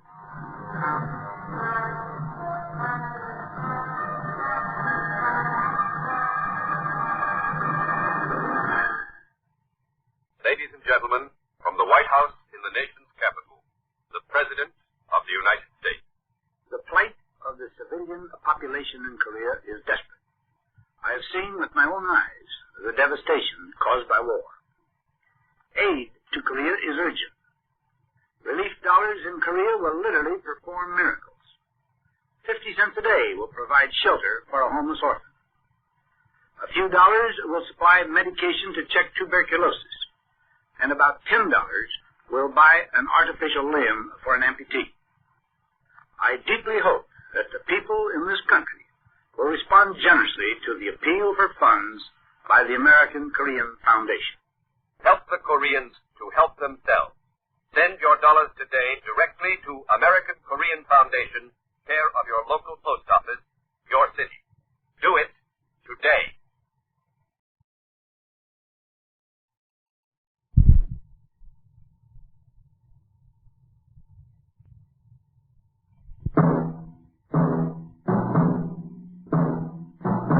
Crime and Peter Chambers.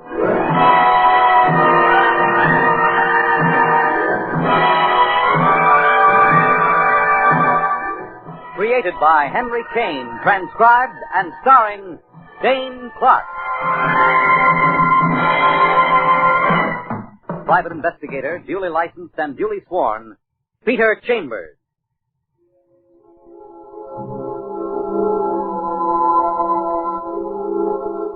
You're a private eye.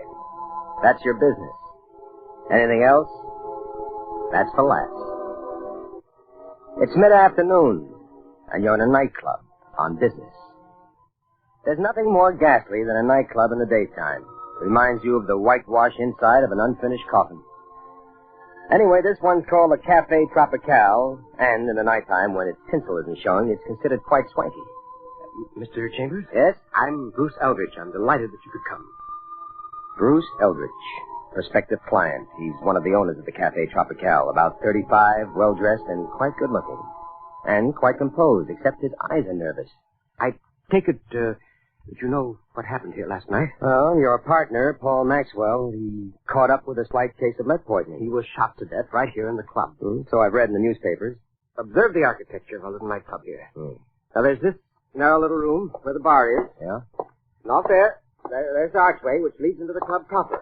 That's where we have our entertainment. And, this stairway right here? Well, that leads upstairs where Mr. and Mrs. Maxwell had their apartment. Oh, the guy that was killed? Yes. He and his wife, Claire. This was, well, sort of their town apartment. Very cozy. Last night, our entertainment was in full blast. Paul Maxwell, was seated out here at the bar alone. He was shot and killed. He slumps over. Nobody's the wiser. Tobias, the bartender, thinks Paul has grabbed a little catnap. And it's definitely established by the police that he was shot from the main room, through the archway. And what about the gun? Well, sir, one of our patrons, the distinguished book critic, Mr. Charles Morris, felt something strange in his stomach. Now, wait. Don't tell me that turned out to be the murder gun. Yes, it did. In the rush of the crowd, the culprit probably slipped into the first strange pocket he found, which turned out to be Mr. Morse's. And what did this Charles Morse do? Well, he turned it over to the management, which in this case was Mrs. Maxwell, Claire Maxwell. The new widow. Well, how many people in this management? There were 3. Paul, myself, and Claire, equal partners. Claire also acted as hostess. So, what happened then? Well, Mr. Morse waited for the police, told them the story, and that was that. The police, of course, now have the gun. Okay, Miss Eldridge, where do you fit me into this? I have reason to believe that it was my gun. What? I owned a gun like that. I have a license for it. 2 days ago, it disappeared from my apartment. Now, Mr. Chambers, I want to retain you right now. Find out who stole that gun and who murdered Paul Maxwell. Well, don't you think the cops will attend to that? That's just what I'm afraid of. They'll attend to it. And they'll come up with me. Guns can be traced, can't they? I see what you mean. There's a $500 fee in it for you, sir. All right. Now, just where were you about the time Paul Maxwell was killed? Inside, the main room. I was seated at the table with Claire Maxwell, Charles Morse, and Ruth Benson. Who's Ruth Benson? She sings here in between shows. What were you people doing at your table at the time? We were watching the show. New act. There's Calvin Cole, a wizard on the Afro-Cuban drums, and a dancer, Menage. All right, now, explain to me how a guy can get shot from the main room to this bar here without anybody hearing the shot or seeing the flash. Well, Mr. Chambers, you see, there was a show. Good afternoon, Miss Eldridge. Well, hello, Mr. Chambers. Oh, you know our bartender, Steve. You know Tobias? He knows a lot of bartenders. I used to serve him when I worked in PJ's. Toby Tobias, lank and thin with a shock of hair falling over his forehead. And the wise old ageless eyes that seem to be the trademark of bartenders born to be bartenders. Well, Toby, would you explain to Mr. Chambers how a shot can be fired and a man killed during our entertainment without anyone being aware? That'll be my pleasure, Mr. Eldridge. You know who we got here, don't you, Mr. Chambers? Yeah, Calvin Cole, they tell me, and his Afro-Cuban drums, and Menage. Yeah. Oh, now, here's how it works. The lights go out, you see, with a small spot on Calvin. Now, he raps them drums like gunshots. Then this Menage comes out in a wild veil dance, and they work the lights like flashes of lightning around her. So, a shot from a real gun, it gets covered by Calvin Cole's drum beat gunshots, and then flashes of lightning around this Menage. Get it. Is, Mrs. Claire Maxwell upstairs? Yeah, she is. Is it okay, Eldridge, if I go up and see her? I don't see why not. Well, thanks. It's the door at the head of the stairs. Yes, who is it? Mr. Eldridge said I could speak with you. May I come in? You may. She sits down, crosses her legs, and lights a cigarette. She's blonde, blue-eyed, on the sunny side of 40, and she's got her point. She's also got a pretty good temper, it seems. What is it, please? My name is Peter Chambers. I'm a private investigator, and I've been requested to look into the events of last night, so, You've been requested, huh? Yes, ma'am. Well, listen, you private eyes in books, private eyes in radio, fine. A lot of fun. When it comes to real life, I don't go for it. We got the police, and the police are working on this, and I'm cooperating with them fully. So do yourself a favor, young man. Get out of here.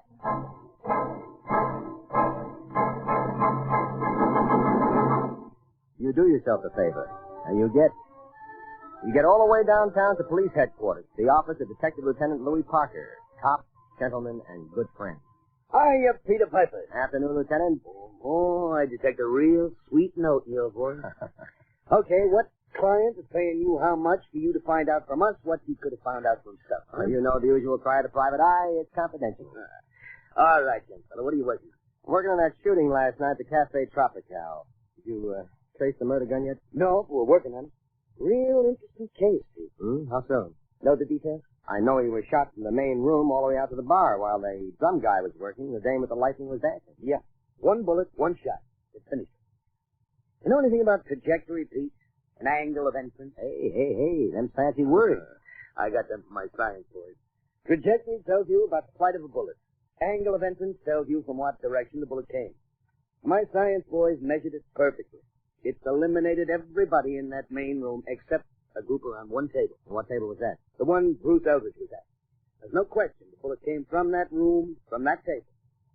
No powder marks on the body, distance estimated, trajectory, angle of entrance, perfect. Everything. Well, all you had around that table were Bruce Eldridge, Claire Maxwell, Charles Morse, and Ruth Benson. Mm-hmm. And one of those is eliminated. Which one? Ruth Benson. She left the room while Maxwell was still alive, went upstairs, powder room. Well, does she know that she's eliminated yet? No, Pete. I like to keep them all guessing. Claire Maxwell, the wife, Charles Morse, the book critic, and Bruce Eldridge's partner. Well, it certainly narrows them down. To what? The wife? Why should she? She's married to a rich man. She's sitting pretty. The book critic? Why should he? If he were the murderer, would he plant the murder gun partner? Why should he? Poor Maxwell is the brains of Cafe Tropical. The operation's making money. How about prints on the gun? Much as. Look, Louis, Yeah, there's a request for a favor coming up. Huh? Well, two things. One, I'm going up to interview Ruth Benson. Can I tell her that you've eliminated her as a suspect? Well, it'll make a real big Sherlock out of me, and it'll make for her cooperation. Yeah. Well, you talk to you, Steve. I have to break it all of you later. What is the second favor? Well, the addresses of the interested parties. It's an easy one for a gent.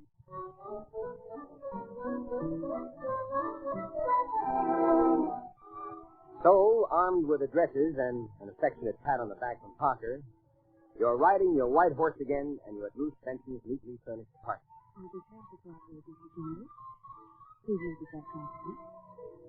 A brunette with glistening black hair and glistening black eyes, and more curves than the Indiana Raceway. You give her Parker's dope about her being eliminated as a suspect, and you get what you want. Cooperation.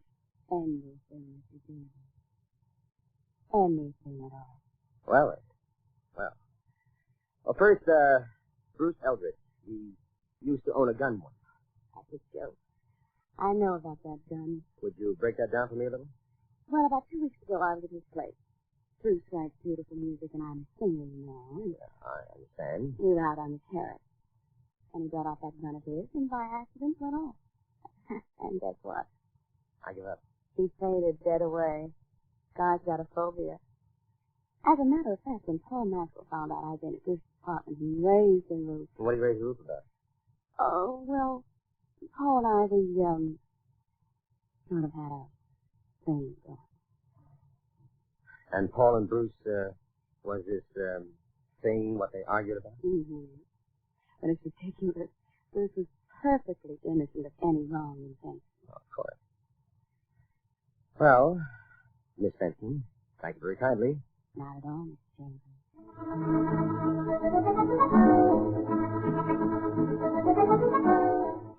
Next stop, the book-lined retreat of Charles Morse in Greenwich Village. I welcome this visitor. I've always been keenly interested in the myriad and varied operations of the private investigator. Charles Morse. Tall, slender, gray-templed, and distinguished. He's sipping brandy from an oversized snifter glass. Drink, perhaps, Mr. Chambers. No, thank you. Oh, shall we get on, then? Mr. Morse, Are you a frequent customer at the Cafe Tropical? Frequent and regular. An ardent patron, shall we say. Good. Man of your intelligence to help. How come you're so good a patron of a saloon? Well, sir, it's difficult to put it into words, but I certainly try. That's real sporting of you, sir. Are you perhaps chiding me? No, I ain't doing a thing except fishnetting for facts. Well, about my being a patron of saloons, let me see now. A good many of us, you see, in my profession, book critics, are frustrated writers, and I'll admit to being one of those. Our creative abilities just do not measure up to our desires. So, I'm a rather heavy drinker, and in consequence, an excellent customer of watering spots like Cafe Tropical. Good enough. Do you know anything of a scrap between Paul and Bruce Eldridge? No, I do not. All right, then, Mr. Morris. Thanks for the use of the hall. But it was most stimulating, Mr. Chambers. I'm at the cafe almost every night, so if you have any further need of my assistance in any way at all, please don't hesitate.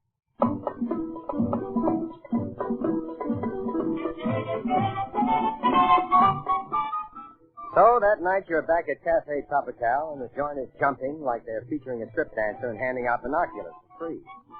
You're greeted by Bruce Eldridge. Evening, Chambers. Hey, wow. Oh, nothing like a murder to drum up business. Quite macabre tonight, aren't you, Mr. Chambers? Everybody in this cast of characters makes with a big word. You, that Charlie Morris. You mind if I go in the bar and mix with the hoi polloi like Toby Tobias? Don't mind in the least, Mr. Chambers. Oh, hiya, Shamus. How's the Shamus business? How's with the bartending business? It stinks, too. But if I play my cards right, I'm getting out of it. Before we go any further in this colloquy, point of order. Yeah? Got your soda. Coming at you, Mr. Chambers. And now, what's with your imminent retirement? Listen hard, Mr. Chambers. Because either I make it, or you make it. Look, Tobias, it's a little late for riddle. This is a moment of relaxation for me. It's about this here case you're working on. Oh, well. Talk it up, Tobias Malak. Now, if I spill the dope I got, this whole case becomes a hanger. So? Now, I ain't spilling yet, but I got a hunch I know just what this thing is all about. Now, that kind of information is good for a little payola from a certain party. Enough payola for me to retire. So tonight, I make me play. I'm off tonight at 11, and then I make me little old play. Does your little old play backfire? Then I'm calling on you at home, on the phone. And with the info I got for you, you're going to turn out to be a big hero. How much you asking for, Toby? 10,000 smackers. And the party's getting off cheap. Excuse me for now, Mr. Chambers. I got to go to work. And don't forget to be home come 11 o'clock. The crowd keeps pouring in like it's bargain day at Macy's, and the confusion mounts. And you like it, because right now you can use confusion. It gives you a chance to slip off your bar stool and slip up the stairs. The door to Clan Maxwell's room is locked. And inside you do a rapid search. And out of a dresser drawer, you come up with an interesting item. An expensive, heavy gold medal. On one side, there's an engraving of crossed pistols, and beneath that, the initials CM. Grand Mezon. The reverse side says Westchester Target Club competition, first prize, June 15th, 1953. You slip the medal in your pocket, and you're ready for a further gander when... What's going on here? Clara Maxwell. Indignation in her eyes, and much worse. An automatic in her hand. Big, black, deadly. Are you looking for something, Mr. Chambers? Nothing special, Mrs. Maxwell? Get out of here, quickly, please. I'm not finished yet, Mrs. You're Maxwell. finished, or you will be. Look, I got a right to shoot. You're a trespasser here. Now, don't come and sit near or I'll shoot.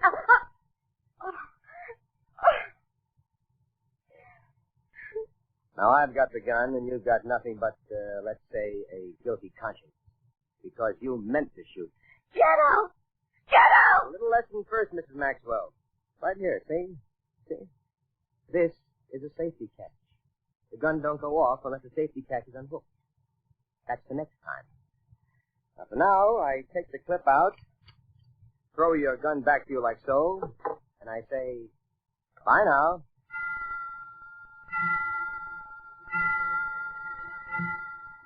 You go home, but you don't go to bed. You linger over a cup of coffee like a guy in a cafeteria killing time for a dime. Then at 11:15...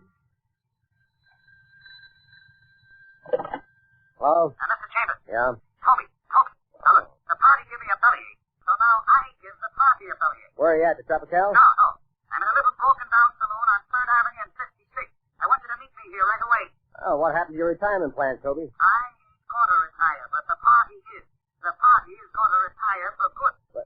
Now, come on down here, Mr. Chambers, and listen to Toby make like a canary. The name of this joint is... Hello? Toby! Toby! You get to 56th and 3rd fast, but not fast enough because the cops are there already. And the boss man is Louis Parker. You set him up on the facts. And it's directly connected with the other thing, right? Couldn't be righter, Louis. Any idea who that certain party was? No idea at all. Any witnesses shooting? No, nothing. Oh, look, Pete, it's late. No use you knocking yourself out on this one. Go home, go to sleep. We'll be in touch. I think you're right, Louis. Oh, by the way, you traced that gun yet? Gun? What gun? You know, the gun in the other shooting, the Paul Maxwell deal. But what's with guns? What's your interest? Nothing, just that. Look, stop bothering me with guns now. Huh? I got work to do. Good night, detective. So you're still at sea about Bruce Eldridge's gun. And that, after all, is your real interest. That's what you're going to be paid $500 for. Anyway, you go to sleep like a log. And the next afternoon, you're at the Westchester Target Club, asking questions and getting answers. You're back in Manhattan now and ready for the wrap-up. You put in a call to Parker, and comes nighttime, you're a saloon goer again. Cafe Tropical. Any news for me, Mr. Chambers? Eldridge, could we talk somewhere alone? Sure, come on upstairs. Charlie Morse show up yet? Expect him practically any moment. Do you want to talk to him, too? Don't mind if I do. All right, I'll leave word down here for him.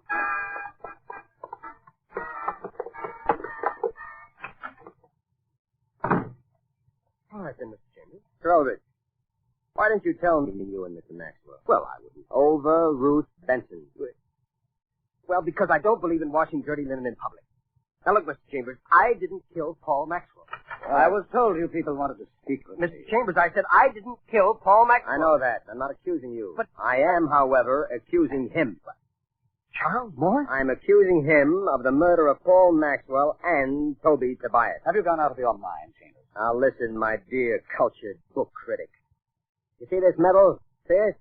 Which I found in Mrs. Maxwell's room? Well, that set me on the right track. Medal? The initials on it are CM. I thought it was Claire Maxwell.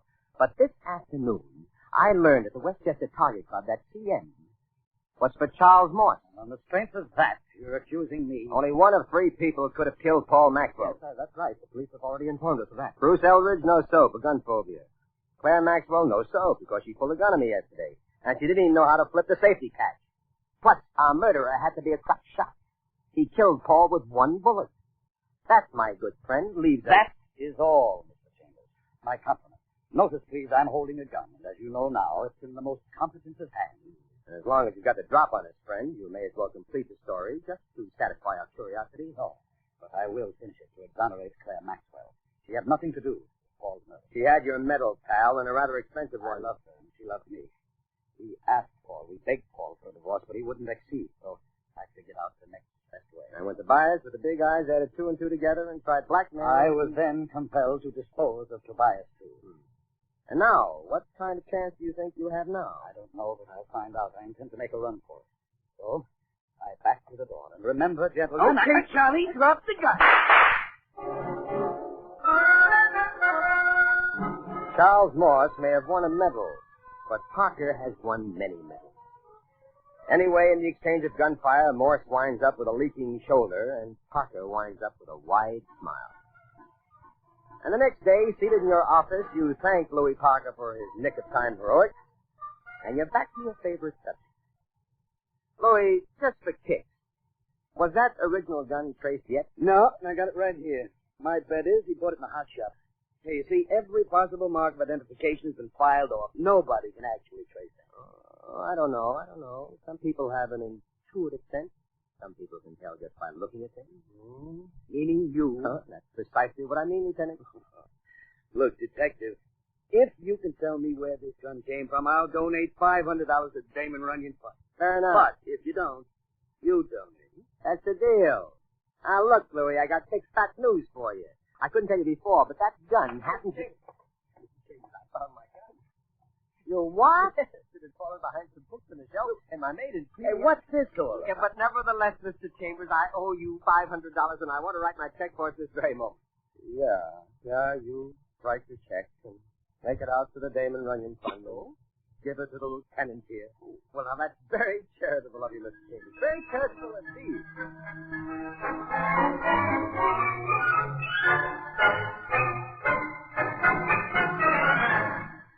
And there you've had Crime and Peter Chambers.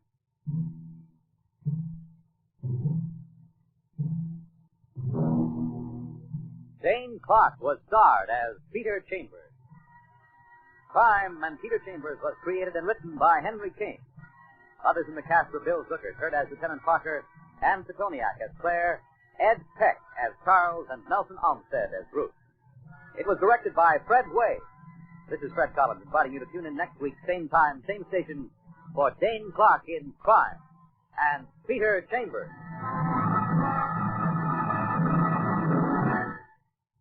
This is Bill Goodwin, ladies and gentlemen. I'm with Bob Hope and his morning radio show, and I'm wondering whether you've been listening to it. It's getting funnier and funnier. For instance, almost every day now, Bob has a question period with the audience. Just in case you haven't heard it, let's listen in on one now. Yes, my good man, right there. Hold here, Robert. Thank you.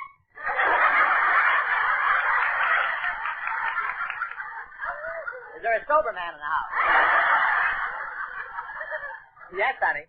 Were you born in 1903? Down. Sit down. Yes, honey. You always chew gum. This is the only way I can keep my brain away.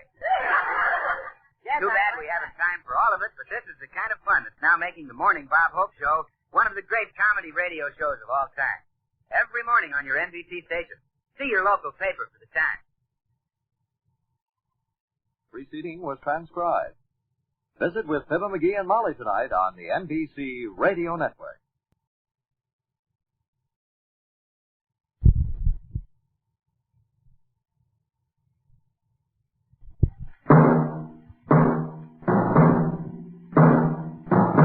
Crime and Peter Chambers.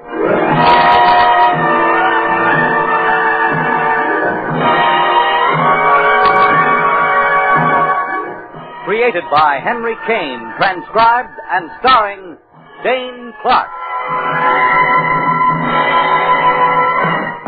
Private investigator, duly licensed and duly sworn, Peter Chambers.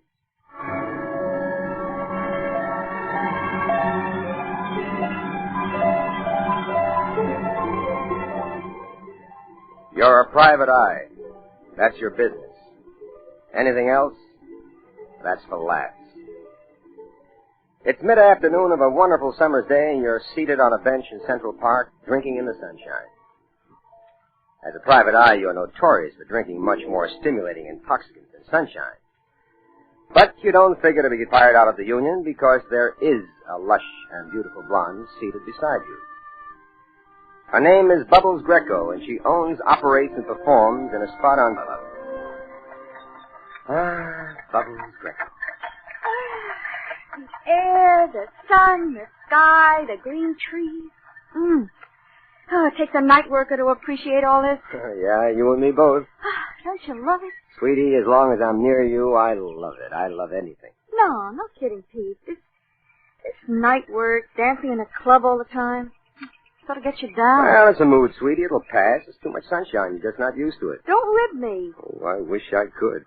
No glamour, that's it. Just work. Hey, you really got it bad this afternoon, haven't you? Bubbles Greko, probably one of the 10 most glamorous women in the country. Great dancer, owns her own nightclub, independently wealthy. And she complains? What would you like to trade it all in for? You want the truth? For what else, my lovely Bubbles? I'd like to be a private detective. What? You switching the rib on me? No, it's the truth. I think you guys have got the best racket in the world. Always excitement, always activity, no boss to answer to. Action all the time. And when you feel like it, you just knock off and loaf. You know, I think you're serious. You're crazy, but I think you're serious. Honey, if you had just one case, if you experienced just one case, You'll be cured. Yeah? You want to bet? I'd love to bet. Good. You're the sporting type. Let's bet your fee against 6 months of free drinks in my plush saloon. No, you talk yourself into a wager, except for one great big catch. Such as? What fee? Meaning? What fee? For what case? Beautiful as you are, irresistible as you are, you think I'd be sitting here actually letting the grass grow under my feet if I had a case? There is no case. There is no fee. Hence, there is no subject matter for our hypothetical wager. That's what you think. Oh? Do I, detect a prospective client in the offing? You detect pretty good, Detective. But there's one condition. Name it. Well, as part of our wager, since I'm to learn by experience, you gotta keep me on the ball with this thing every minute of the time. I gotta know from the beginning to the end. Sold. Now, who's the pigeon? Aristotle Skanos. Aristotle which? Aristotle Skanos. He's a Greek gentleman. He's only been in this country about 4 days. How do you know him? Well, I'm Greek, Pete, of Greek extraction. Anyway, this guy comes into the club, a very aristocratic gentleman. Comes in for a little relaxation. We get to gabbing, and what do you know? He can use a private eye. For what? Search me. I mentioned your name, and I know he's been checking on it. Anyway, you got a date with him for tonight. Bubbles Club at midnight. And don't forget our wager.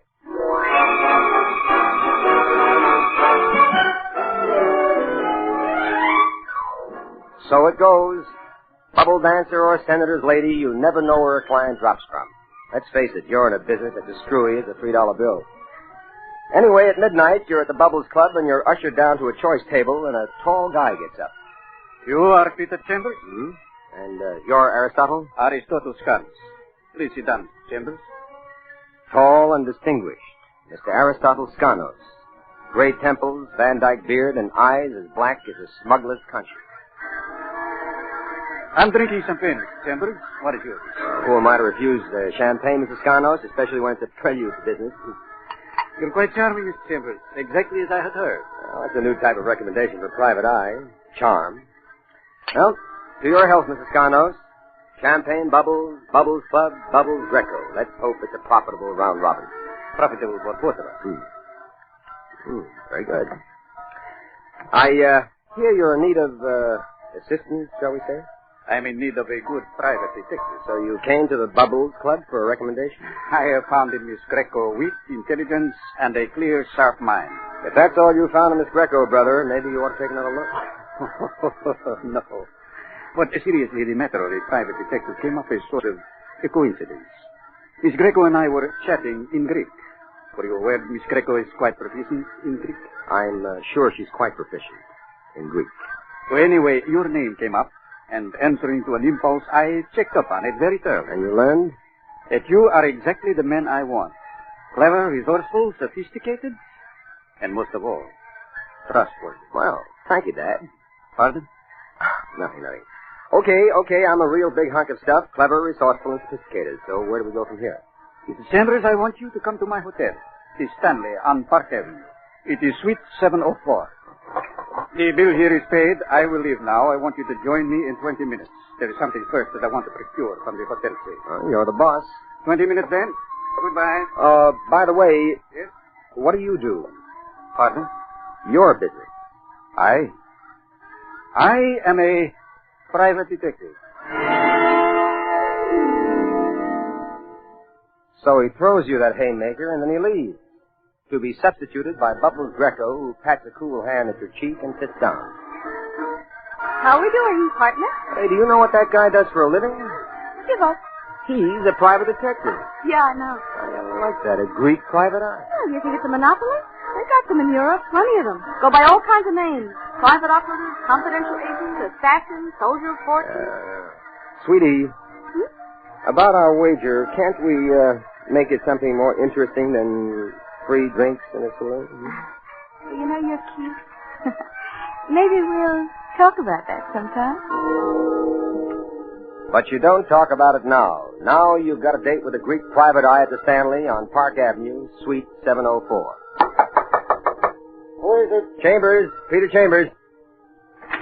Come in, sir. Thank you. Mr. Skanos is holding an item that's got more flash than a pouched bankroll at the racetrack. It looks like a crown that a queen would wear. diamond-encrusted and glowing with gold. Only it's half a crown. Beautiful, isn't it? Oh, that's an understatement, Mrs. Scarno. You know what it is? Let me hold it. Let me look. Huh? Sure. Oh, boy, that's really something. You know what it is? Well, it looks like half of a crown for a queen's head. Or a crown for a queen with a half head. Here, you better take it. It is a tiara, Mr. Chambers. Half a tiara. A priceless treasure fashioned in 1550 by Benvenuto Cellini, especially for Eleonora, Princess of the House of Medici. It last rested in toto, not half, but in toto, in the Bargello, famous museum of old Florence. Well, thanks for the history lesson, pal, but what are you doing with it, or should I say half of it? The other half, Mr. Chambers, is here in America. Both halves together. This tiara from a proper collector could bring $500,000. Separately, each half has but intrinsic value, perhaps $50,000. It is part of my purpose and your purpose to bring both halves together. To the tune of $500,000, huh? Precisely, Mr. Chambers. Okay, my dear Aristotle Scarnos, now let's have the pitch. Pitch? The pitch, the story on this. The story? Oh, yes, Mr. Chambers. Please, have a seat. Thank you. First, about the tiara. During the time of Mussolini, a good many of the Italian museums were looted of their treasures, and the Bargello in Florence was one of them. This tiara was taken. After Mussolini's death, it passed through many hands. I won't bore you with all of that. But finally, it came into the possession of a countryman of mine, a Greek gentleman by name of George Demetrius. George Demetrius. Tell me, did he come into possession of this thing, this tiara, in Greece or in Italy? In Italy. George Demetrius was in Italy as a sort of quasi-political representative. He had a lady friend with whom he was very much in love. Oh. She was coming to America.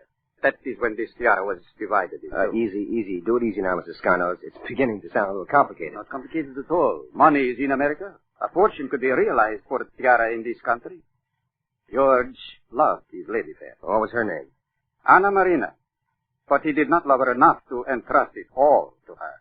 He sawed the tiara in half, gave her half, and retained half, and planned to join her in America as soon as he could get free from his political entanglement. And where do you fit into this, Mr. Scarno? Right about here, sir. Anna Marina did not go directly to America. She stopped off in Paris, which is where I make my office. And there she retained me. For what? This may sound a little brutal to you, but... Come on, let's have it, Mr. Scarnos. She wanted me to kill George Demetrius and obtain the other half of the tiara. That's a real sweet dame. And, what were you supposed to get out of that? 50% of what we would realize by selling the whole tiara. But wouldn't the boyfriend have given that to her? He might have, might not. After all, the tiara by right of possession was his. She had no claim. So this way she's sure of half, plus she's rid of a used-up boyfriend. I could not have put it better myself, sir. So, just casual-like, did you kill this guy? No, but I did get to him finally, and I did get possession of his half of the tiara. Okay, I don't have to look into a crystal ball to figure out that you want me to find this Anna Marina for you, but how come you can't find her yourself? Well, first, this is not my country. Of course, I do not know quite how to operate here. Second, for reasons I will not bore you with, I am a country. I see. Well, Anna was supposed to be living at the ambassador. Did you check the ambassador? Yes. She did live there almost 2 years ago. Lived there for 3 months, then vanished without a trace. I did all the usual checks, and now you. And, if I may be so bold, what's in it for me? Well, sir, upon the sale of the full tiara, half would belong to me, which should be around figure about $250,000. 10% of that would be your fee. Okay, Aristotle. You've hired yourself a boy.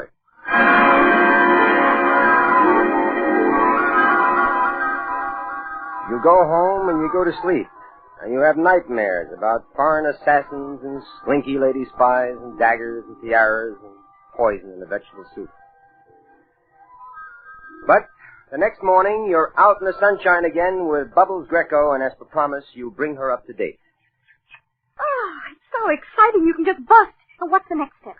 Cherchez, as the boys in the pool room say, la femme. Yeah, but how? Did you ever hear of Perry Quimby? You mean that fancy jewelry store on Madison? Well, that's the front.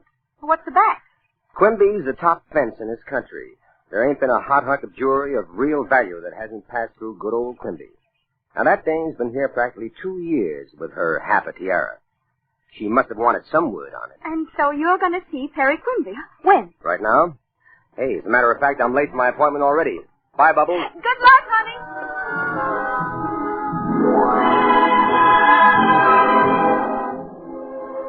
Perry Quimby. Smooth, suave, delicate, well-mannered. But a guy with more contours than a pretzel. You get ushered through the glittering shop to a back room that's fitted up like a hideaway for a sultan. Ah, the good Mr. Chambers. Please come to the point quickly, sir. Perry Quimby is an extraordinarily busy man. Perry Quimby. Round, blue eyes like an innocent baby. Perry Quimby. About as innocent as a wrought-up rattlesnake. All right, Mr. Chambers. You said it was important. You, in the market for half a tiara? I don't know what you're talking about. You ever hear of a dame named Anna Marina? I still don't know what you're talking about. Okay, Mr. Quimby, let's you and me get into a huddle and I'll throw some signals at you. You ready? Mm-hmm. Tiara, Benvenuto Cellini, Eleonora, House of Medici, the Bargello, famous museum in ancient Florence.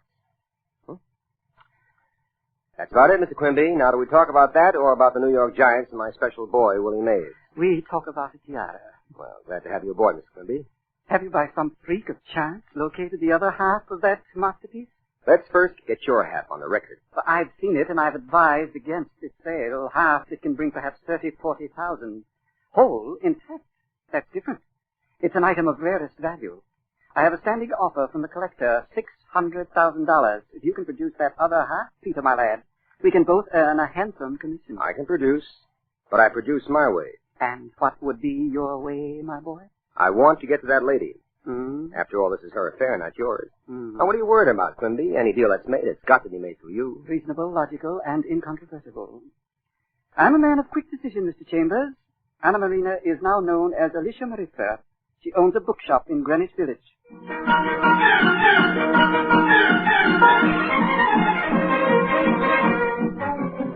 So you're doing the scooter again.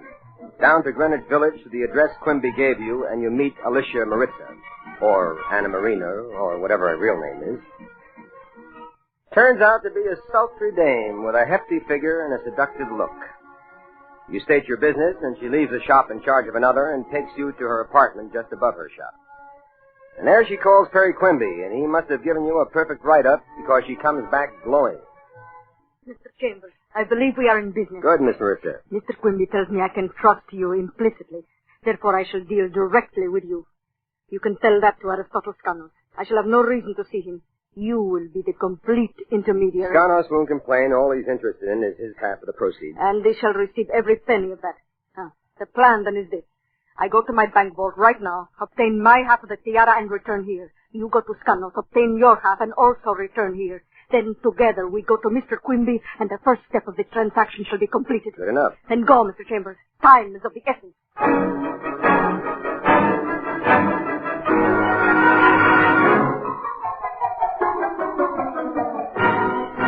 You hitch up your scooter and you're flying again. From Skanos Hotel Suite and with Skanos lending an ear, you call Perry Quimby just to keep everything kosher. And it checks perfectly. Quimby's waiting and the lady's on the level. Skanos wraps the tiara for you and you're off again down to Greenwich Village. And the lady practically drools as she caresses both halves of the tiara like they're a couple of newborn twins. It is like a miracle. The tiara of the Medici, the tiara of Cellini. Is it not beautiful, Mr. Chambers? Is it not a work of art? Yeah, but $600,000 I wouldn't pay for it. Oh, would that I could afford to keep it. But I cannot. Quimby's waiting, Miss Maritza. Oh, yes, we must go. I suppose the money will be on hand within a few days. Mr. Quimby is most meticulous that way. Quimby's as good as a bank. Plus, he earns his commission 2 ways, from the purchaser and the seller. Who can object? And we shall arrange that 50% of the proceeds go to you, as representative of Aristotle Skanos. I want to be meticulously honest in this transaction. Oh, you betcha. Yes. Yes, who is it? Skanos.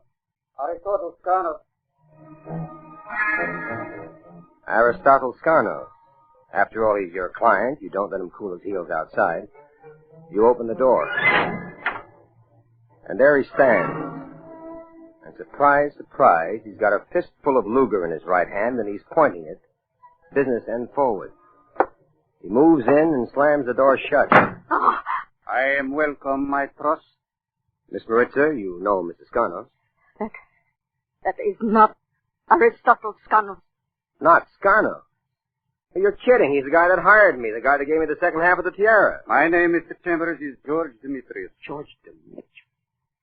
You mean that guy? You mean you two? Yes, we two. This lady, the light of my life, turned out to be, as you say here in your country, a 50 double-crosser. But what you told me about this, Skanos, Most of what I told you was true. She hired him to assassinate me and to steal what was mine. No, please, George. He tried, but he failed. The tables were turned. I killed him in self-defense. But before he died, he told me all.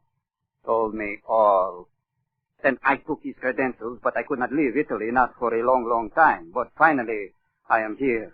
And as Aristotle Skanos, I sought my lady love. And now I have found her. George, please, George. What are you going to do? George! I shall do to you what you wanted to do to me. Now, look, just a minute. I will kill you, my lady fair, and then I shall take what is mine and return to my country. There is a plane leaving tonight. I'm prepared to take Now, it. just a minute, Mr. Skanos, or Mr. Demetrius, or whatever your name is. Mr. Chambers, you have been most kind and most efficient. For the time being, I shall have to bind you and gag you and keep you here so that I may leave this country. That is, after I have attended to my lady fair.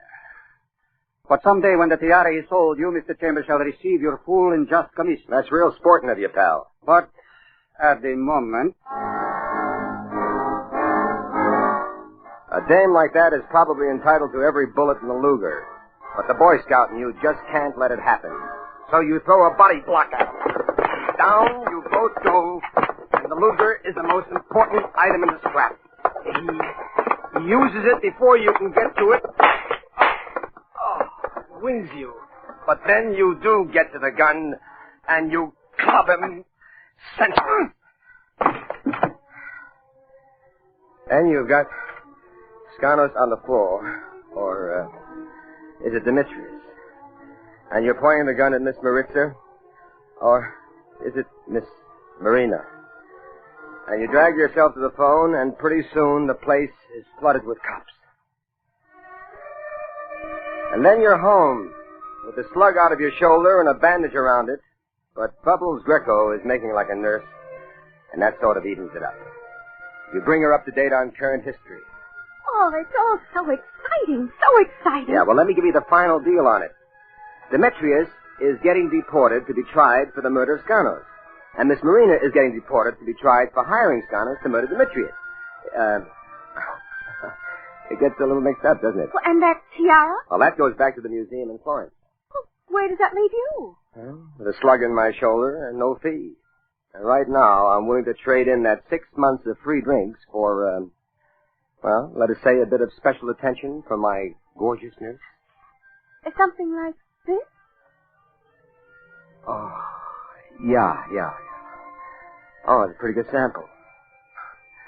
Tell me, Bubbles, do you still want to be a private eye? No, sir. Bubbles stick to Bubbles. Oh, yes. And so do I. And there you've had Crime and Peter Chambers.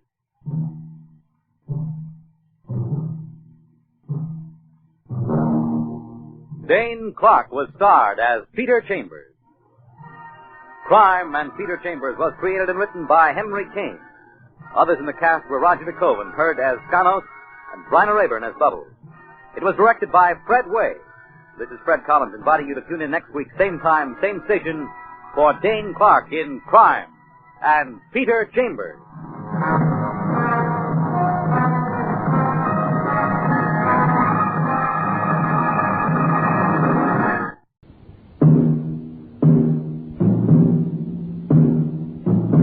Crime and Peter Chambers.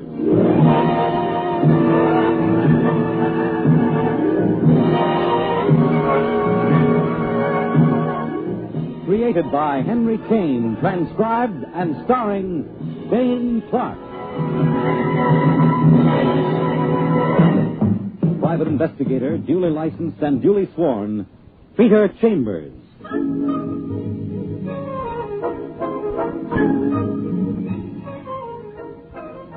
You're a private eye. That's your business. Anything else? That's for laughs. No laughs now because you're working on a case, and the case happens to involve a little matter of murder. And there ain't no laughs in murder, despite the Broadway playwrights and arsenic and old lace. There just ain't no laughs in murder nohow. Your client is an insurance company that stands to lose $300,000 solid simoleons, and you're down at headquarters at the office of a good friend by name of Detective Lieutenant Louis Parker. Frank Reed, wealthy manufacturer of dolls, senior partner in the firm of Reed and Carson, dead by reason of an infusion of bullets in the office of his factory on 23rd Street. Happened last night at 10 o'clock. Now, what's your interest, Peter Pan? I've been hired by the insurance company, Louis. Huh? What insurance company? Sampson Indemnity. Insured Frank Reed for $150,000. Double indemnity, which is $300,000 in case of accidental death. Frank Reed's brother is beneficiary under that policy. Correct. Gent by name, John Reed. Quite a guy, this John Reed. Poet, dreamer, highly sophisticated hunk of nothing. Look, Louis, this guy stands to pick up 300,000 big ones. Frank took out that policy only 4 days ago, paid one premium. The company's going to get stuck, and get stuck heavy. Exactly why have you been hired, Pete? Well, overall, to help solve this murder. But if it turns out that John Reed knocked off his brother, the company saves $300,000. So they hire a private eye. You know, sort of an investment.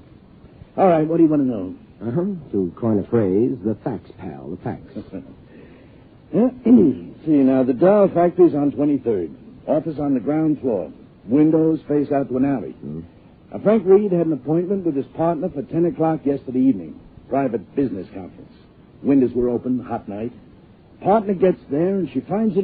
Did you say she? Oh, Sonny, when you get to that. She, and a gorgeous one. Viola Carson, young, beautiful, skillful designer. Junior partner. Boy, is she... Okay. So she gets there. When she gets there, according to her, the place shows signs of a terrific struggle. Frank Reed's on the floor, 3 bullets in him. That's her story. That's all we got is her story. Anything else? Well, the guy's dying. She revives him. He comes to for maybe a minute. He tells her, according to her, that someone came in through that office window, conked him from behind. That he tried to fight him off, and then the bullets came. See, he tried to write a note after his assailant left. Then this Frank Reed dies in her arms, and clutched in his hand is a note. You got the note? Yeah, right here. Yeah, take a look. The cufflink is... That's the entire note? The cufflink is? Yeah, that's right. The cufflink is. Notice the scrawl at the end there. His strength gave out. He was trying to tell us something, but Lord knows what. Was he wearing cufflinks? Yeah, he was. Any connection? None that we can figure out. Petey, why don't you go down there and look over, as they say, the scene of the crime? The factory's closed, but the office is open, and that gorgeous partner of his is there. Well, you talked me into it, pal. I'll join... Swell. Oh, by the way, Louis, any special suspects? Well, if it wasn't some kind of ordinary holdup, the only ones with any interest is John Reed, this partner, Viola Carson, and then there's John Reed's wife, Linda. Oh, and a guy she's kind of stuck on, a dancer by the name of Salvatore Cortez. Here, let me rustle up some of the details for you. You see, this John Reed is married to a haughty, kind of high-type thing.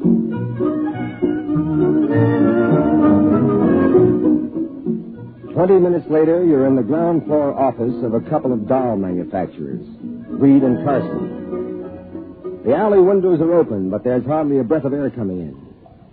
The walls are lined with shelves holding hundreds of dolls, all the same, the one type of doll they manufacture. There's a large desk, and that's cluttered with many papers, and on that there's a doll, too, a sample of the one on the shelves. But seated at the desk is a real doll. She's wearing a man-tailored suit, but man-tailoring or no, this one's all woman. blonde, blue-eyed, with soft rose-petal lips. She stands up, and the figure she displays adds a sparkling new interest to the matter at hand. Yes? What is it, please? Are you, Viola Carson? Yes, I'm Miss Carson. Miss Carson. That doesn't hurt either. You tell her who you are and why you're here, and she smiles and dimples and cooperates splendidly in the question and answer routine. She corroborates most of the facts that Lieutenant Parker gave you. And that's about all I know, Mr. Chambers. Did you read that note that he had in his hand? Yes, I did. The cufflink is, and then a scrawl. He just couldn't complete it. Any ideas on that? No, sir. None. I noticed that with that lovely blouse of yours that you wear cufflinks, too. Yes, at the moment. I'm wearing cufflinks. Now, you say you were to have a business conference with Frank Reed for 10 o'clock last night. Isn't that an unusual hour for business conferences? Well, Mr. Chambers... I wish you'd call me Pete. Why? Well, people I like them to call me Pete. And I like you, Viola. Quick like that? That's me, quick as a bunny. Well, then we have the same natures. I'm rather precipitate in my likes and dislikes, too. Well, how do you precipitate with me? I like you. Well, then, before we start talking about cocktails and candlelight, let's get back to the detective and suspect routine. Shall we, Viola? It's your party, Peter. Now, about that unusual hour for a business conference. Oh, there's nothing unusual about that. We frequently had conferences at that hour. I see. Do you know Frank's brother, this John Reed? I know him very well. What kind of a guy? Yes, I can express it. A character. You'd have to meet him to understand. You know his wife? Linda? Well, that's her name, I think. A spectacular brunette. And one I hope will never call you Pete. Well, from what I hear, there's small chance. From what I hear, she's got a guy other than her husband whom she loves to call by his first name. Salvatore Cortez. You know him, too? He's a flamenco dancer at the Bongo Club. Aside from being a terrific dancer, he's quite an inventive guy. It was he who originally gave Frank Reed the idea for this doll we make. This Mama doll. Oh, you mean Frank stole it and this guy bears a grudge, Oh, huh? no. He was well paid for his idea.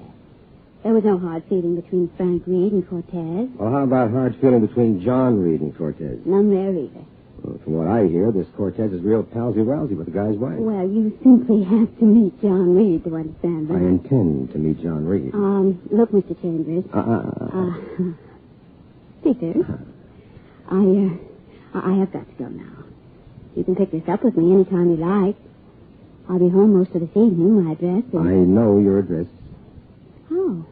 From the police. Oh, so. All right, then. Au revoir.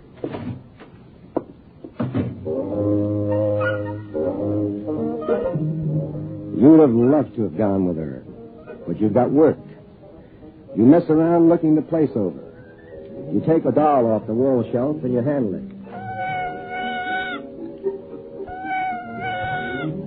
Cute. Then you look the desk over.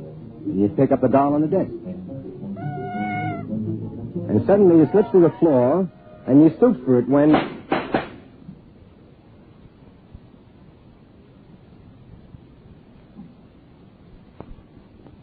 with a pea shooter in the alley, and the target is you.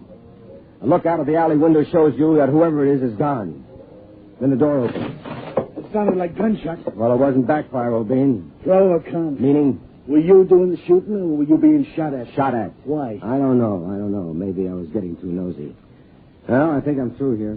Hey, Louie, look, do you think I can sort of steal this little doll and take it home with me, the one here on the desk? What's with you and dolls? This kind. I got a little attachment for this one. It slipped from my hands, and when I stooped for it, those shots came over my head.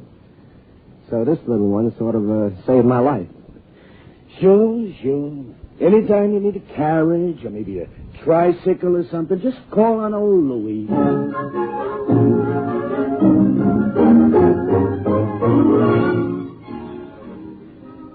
So Papa takes his mama doll back to the apartment. And there you shower, clean up, and then you're off again on the usual routine pitch, checking on all the principal characters. It's late when you finally get to John Reed's place, but they should be expecting you. You called and made an appointment. Good evening, Mr. Chambers. I'm Mrs. Linda Reed. Linda Reed, tall, olive-skinned, and attractive. And she greets you with about as much enthusiasm as an Eskimo greets an ice cube in an igloo. She's wearing an off-the-shoulder evening gown tied to her figure. And she's got the kind of figure that a dress should be tied to. Mr. Reed is in his study, napping. I'll fetch him. Before you start fetching, Mrs. Reed, a couple of questions, please. Well, I'm in rather a hurry. About Frank Reed, deceased. Was he married? Nobody's told me. He was a widower. 2 children, both grown, both living in Paris. Did he have brothers and sisters? Only John, my husband. He was the only brother. Only other relative, in fact. Did they get along, John Reed and Brother Frank? Well, let me put it this way. Frank adored John, as witnessed the life insurance policy in his favor. On the other hand, John absolutely abhorred Frank. Abhorred? But why? Because my husband abhors anything or anyone who is dull. And he found Frank a stuffy bore. I see. Your husband is a poet of sorts, isn't he? Well, let us say a writer. Do you sell many things? John? Oh, no, nothing commercial about any of John Reed's work. Then where's the wherewithal come from? Well, Frank was always very kind. As I said, he adored John, actually admired his peculiarities. I'll fetch him now, if you please, Mr. Chambers.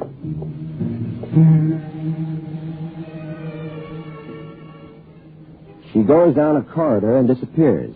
And you move about, looking things over in the well-furnished room when you start going in the direction of the shots. When a tall blonde man with sleepy blue eyes comes towards you. Are you the alleged detective? Yes, I suppose... Chambers, isn't it? Yes, right. Now, look, what was that noise? I imagine you'd serve a better purpose in there. My study, gunplay, clues and whatnot. Mrs. Reed? Mrs. Reed? Yes? Those shots, what were they? Somebody out there, on the fire escape. Well, did you see who it was? No, and whoever it was is gone now. He ran down the fire escape. Oh. Man or woman? I couldn't tell. I saw somebody, but I couldn't tell. Oh, that's too bad. Well, let's get out of the shooting gallery and go back out there and talk to your husband. Well, have you two apprehended the misguided soul who attempted my murder? What do you know about him, Mr. Reed? You are John Reed. Yes, I am, and I know nothing about it. I was just opening my eyes from a delicious dream. As far as I know, it could have been my dear wife attempting the assassination of her beloved husband. I wouldn't put it past her. Notoriously poor Sharpo. Well, as long as we're all safe and sound, I'm a little late. Oh, yes, of course. Off you go, my dear Linda, and my best to Mr. Cortez. Good evening, then.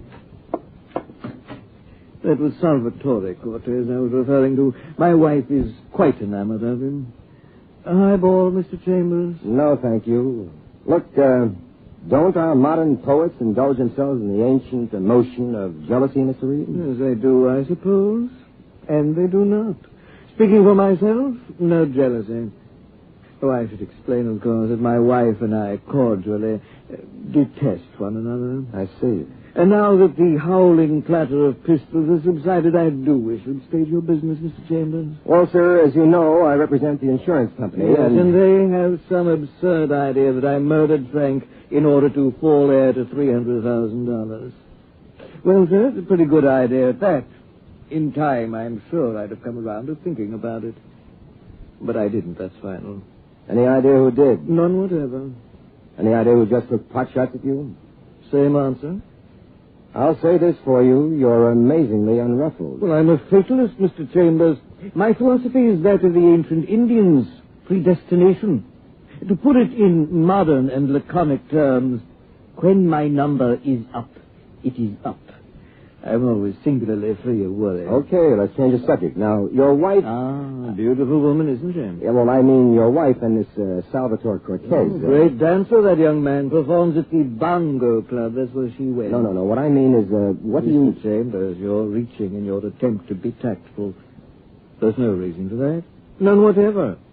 If she's in love with him, just between you and me, I don't give one little toot in Hades.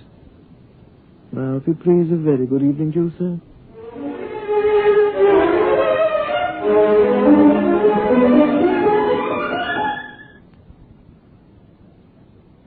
Next stop, the Bongo Club. From there, you phone to Viola Carson that you'll see her later. And then you lap up some scotch at the bar, and you watch the Salvatore Cortez perform. The guy's dark, slender, and graceful, wrapped up in tight black pants and a white silk shirt and banging his heels against the floor like he's sending out Morse code messages.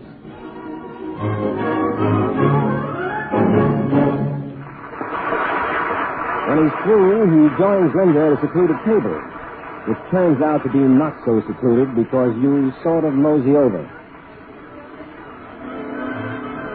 Now, Mr. Chambers, really, this is too much. Oh, you are the Mr. Chambers, Mrs. Reed. Now, look, Buster, for me, you don't have to make with that phony Spanish accent. But I do not understand. I will not have you speak this way to me. Come off it, will you, pal? I've done a little back-checking. Your name is Sam Cortland. You were born in Brooklyn. Now, how do we get it, straight or phony? Okay, you get it straight, Mr. Sleuth. As straight as like this. Beat it. Sonny, unless you talk nice, I'm going to yank you up by your little lily white shirt and maybe paste you up against that wall. What do you want? Just a little chatter. Don't let him intimidate you, Salvatore. The name is Sam. Didn't you hear me? I know what his name is. Okay, what do you want? Answers to a couple of questions. Civil answers. All right, let's have them. You wear cufflinks? Sometimes I do, sometimes I don't. You wear cufflinks last night? Last night I don't remember. I don't remember putting it in my diary. Oh, you're very funny. Next question. Where were you last night between 9:30 and 10? In my apartment. Can you prove that? I don't have to, pal. If it doesn't suit you, you prove I wasn't. You won't cooperate, huh? Words of one syllable? No. What am I wasting my time for? That's your time. It's my time that you're wasting that bothers me. You keep making with the cracks, honey, and sooner or later I'm going to rearrange that phony puss of yours. Now, please, Mr. Chambers.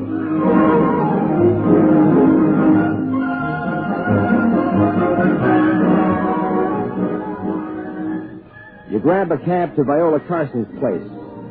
And a cute little hideaway she's got. Terrace and stuff. Exactly the spot for cocktails and candlelight. And she's most gracious. Oh, won't you sit down, Peter? Is there anything new on Frank's desk? Any clues?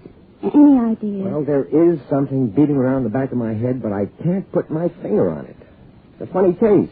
Somebody running around taking pot shots at everybody, even me. Please sit down, Peter. All right. Ah, good. Wait, I'll take that doll off the chair. It's one of ours. That's it. What? Sweetheart, I think I've got it. Where's your phone?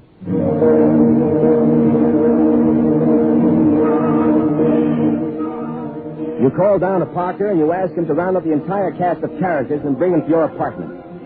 And there, with Parker's cops making a blue-coated semicircle and back with the principals, you go to work with the two dolls. The one from Viola's place and the one you took off Frank Reed's desk. And now, Peter Chambers, the gentleman with the dolls, is not going to do an Edgar Bergen or a Paul Winchell. Peter Chambers is going to do, Peter Chambers. Thank you, Lieutenant. Now, first, ladies and gentlemen, the regular doll. Listen, please. And now, the doll I took off Frank Reed's desk. Listen. You know the difference? Mr. Chambers, if you're so set on playing with dolls, I have a suggestion. Oh, shut up. Go write yourself a poem Just a minute, Louis, easy, Louis. Once more, ladies and gentlemen, the regular doll. Now, the doll from Frank Reed's desk. Now, there must be a reason for the vocal restriction of the second doll. There must be something jamming up the sound box. Sure. This doll just says, Ma, and the other says, Ma, Ma. Hey, you know, you sound cute, Louis. Oh, I don't shoot. Now, let's get back to the unfinished note that Frank Reed wrote. The cufflink is... And then he passed out before he could finish it. Now, let's figure it this way. There was a tussle. He tore off his assailant's cufflink, and he put it somewhere. And he tried to write out a note as to just where he did put it, so that the killer would be identified. Now, it's my hunch that it's in the innards of this doll. So, I unscrew the head, and I dig in, like so, and I come up with a cufflink with initials SC. SC for Salvatore Cortez, or even for Sammy Cortland. What about that, Sammy? I never saw it. You get the picture, Louis? You see, this Brooklyn tamale bumps off Frank Reed. So John Reed latches on to $300,000. Then he's going to bump John, which explains the shooting off that fire escape. So then dear old Linda latches onto the set 300,000, and then Linda and Salvatore... Linda, she talked me into it. That's a lie. It was all his idea. We were going to get married, Linda and I, but it was her idea. She talked me into it. Just the reverse. He talks me I don't care who talks who into what. Just keep on talking, Mr. Flamenco. Just a minute, Louis, just a minute. Now, look, Sal, what about me? Why should I be part of your private shooting gallery? Well, all right. After I got out of there, I realized my cufflink was missing. Right in the place was lousy with cops, and I couldn't go back. After a day, I knew they didn't have it. How'd you know? Well, I had my initials on it. As long as I wasn't arrested, I knew they didn't have it. And then? The day I came back for it, you were in the office. I saw you with that doll in your hand. And I heard it, as you said, vocally restricted. And I knew where that cufflink was. I've had experience with dolls. The idea for this type doll was mine. I used my gun. You dropped in time. Okay, you two. Let's go.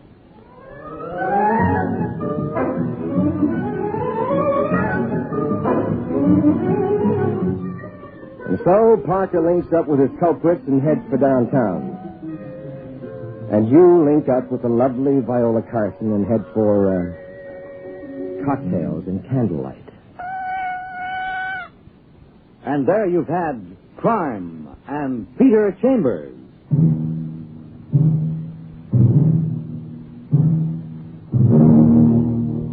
Dane Clark was starred as Peter Chambers. Crime and Peter Chambers was created and written by Henry Kane.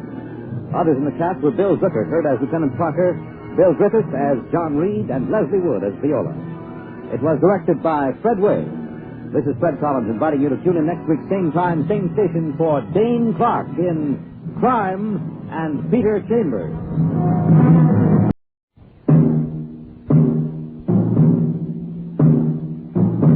Crime and Peter Chambers.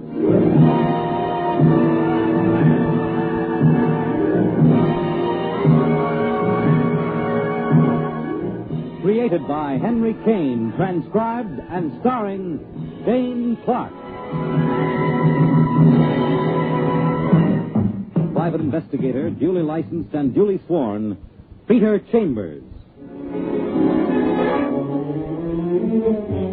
You're a private eye. That's your business. Anything else? That's for laughs.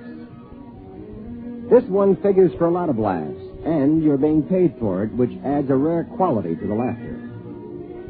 You're at the apartment of a jeweler, George Reiner, and you're being invited to a masquerade party at the Riverdale mansion of a famous, or is it infamous millionaire, Robbie Tamville. And who hasn't heard of Robbie Tamville? And I'd like you to get there before I do, Mr. Chambers. All the arrangements have been made. What will you wear? I don't quite know, Mr. Reiner. You sprung this on me rather quick-like. Oh, man of your resourcefulness. Come now, Mr. Chambers. Think of your reputation. Yeah, I'm thinking. Tonight, 8 o'clock. Well, let me see now. Well, I've got an idea. Something that's never been done before. Yes? Pirate's costume.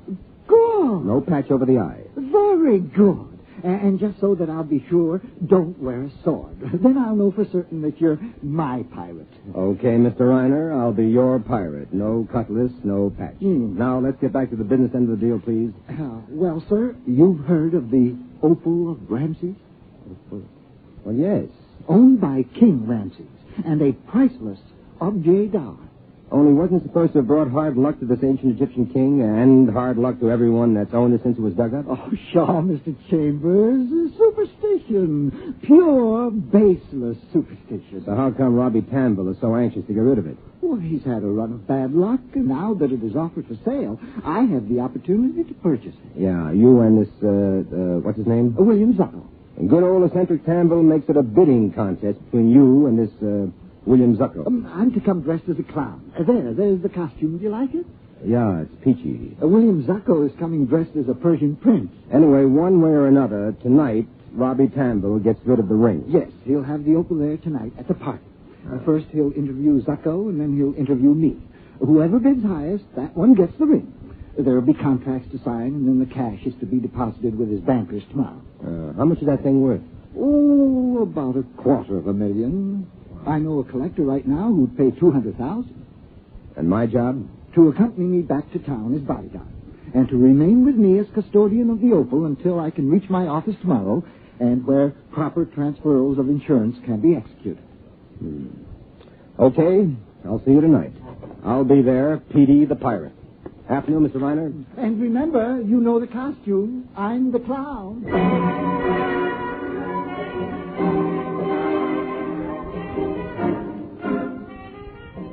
So that evening, you're living it up amongst the swells. Everybody's wearing masks and everybody's wearing costumes, but your client, the clown, hasn't shown up yet. Meanwhile, you've latched on to a female with a lush and lovely figure, incongruously attired as a witch. You've danced, you've chortled, you've chuckled, but now you're dying of curiosity. So you waltz her off to a corner. Yes, my dashing buccaneer. Pray, what wish you of the witch? A mask for which, else this pirate walks the plank. If anything as prosaic as a plank can be found in his diamond-studded shack. Will you unmask too? Because I'm just bursting with curiosity. You take your mask off and she follows suit, and, brother, you've hit the jackpot. Blue eyes, tiny nose, dimples, and a wicked little smile that just verges on being seductive. Like? Oh, I love. Good. Because I like what I see, too. So, let's get acquainted. My name is Patricia Holmes. Peter Chambers. What do you do? Well, I'm a detective of sorts. Detective? How very interesting. Yes. You look like an actor. A leading man type, you know. And you like an ingenue. Say, what do you do? I'm a doctor. A doctor? Well, now. Disappointed? Oh, I'm flabbergasted. For further information, over 21 and unmarried, specialize in fluoroscopy and x-ray.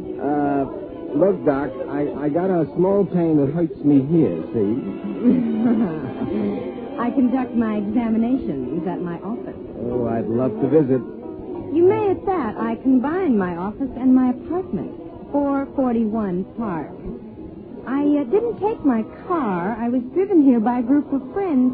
So if you were caught here... Well, Mr. Chambers, after this party, I'd admire to have you take me home. And there isn't a thing in the world that I'd admire more, Doctor. Well, thank you. But all the while you're talking, some joker's jostling you from the rear. True enough, the joint is crowded, but that crowded it ain't. And finally, you whirl on a guy who's wearing the toga of a Roman senator. Oh, I'm sorry, Mac. It's a little crowded. Oh, wait a minute, Buster. It's not that crowded, so take it... Real sensitive, our dear old private applicant? Is it because he's engaged in conversation with so beautiful a damsel? Louis Parker! Detective Lieutenant Louis Parker, New York City Police Department. Fine cop, good companion, and great friend. You introduce him to the lady. Good to know you, Miss Holmes. Likewise, Lieutenant. Hey, what are you doing here, Louis? Well, I got a hunch it approximates your reason for being here. Oh? I'd like to talk to you, Pete, if... That, Miss Holmes, means that the courteous lieutenant would like to talk to me alone, but in the circumstances, he finds it difficult to express. Your beauty, Miss Holmes, makes it even more difficult. Hey, listen. You like it? Most gallant, Lieutenant. If you promise not to keep Mr. Chambers away too long. I promise. Good enough, then. I'll see you later. Is she cute, Louis? Now, listen, Pete. I'll tell you why I'm here.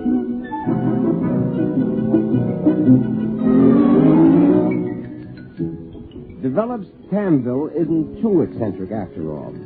What with carrying that opal ring around on his person, he invites Parker to his party so as he can have some law and order around the house, just in case. You give Louis the dope on why you're present. Which means that outside of you and me and Tanville, the only ones who know that this ring is here tonight are George Reiner and this William Zucco. That's straight from the horse's mouth, which is Tanville. Now, Pete... Hey, look. You look, and you see the Persian prince strolling out to the garden. He looks hot, and he's taking off his mask. Let's go join him, Petey, just for the heck of it, huh? Yeah, it's cooler out there. Mustn't forget the bottle. Oh, we mustn't. This is Parker's night for relaxation.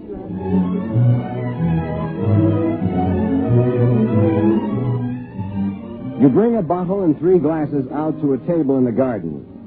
The Persian prince is nearby, masked off. You call him over, introduce him, and offer a drink. William Zucco is a tall guy whose black eyes give off about as much expression as a couple of shuttered windows in an empty house.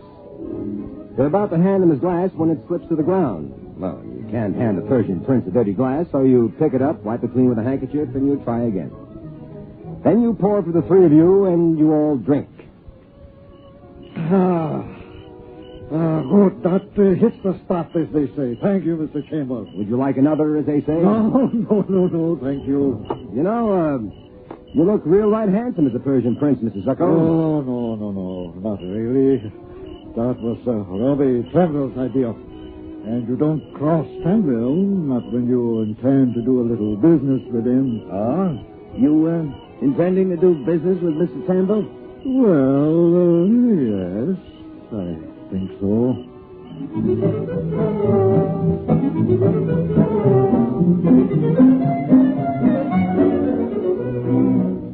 Just then, a butler comes out and tells Zucco that Tamble is ready to see him. You all go back into the house, and the butler opens an oak door for William Zucco. You can see inside. It's a big room with wide French windows on the far side opening to another garden. Tamble's inside, the only guy at the party not in costume. Zucco goes in, and the door closes. You lose Parker, and you find Patricia home again.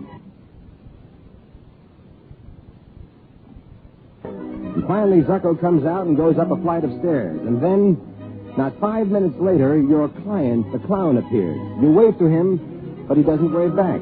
He proceeds directly to the oak door, goes in, and then the shots are from Tamble's room, and you and Parker bust in there fast.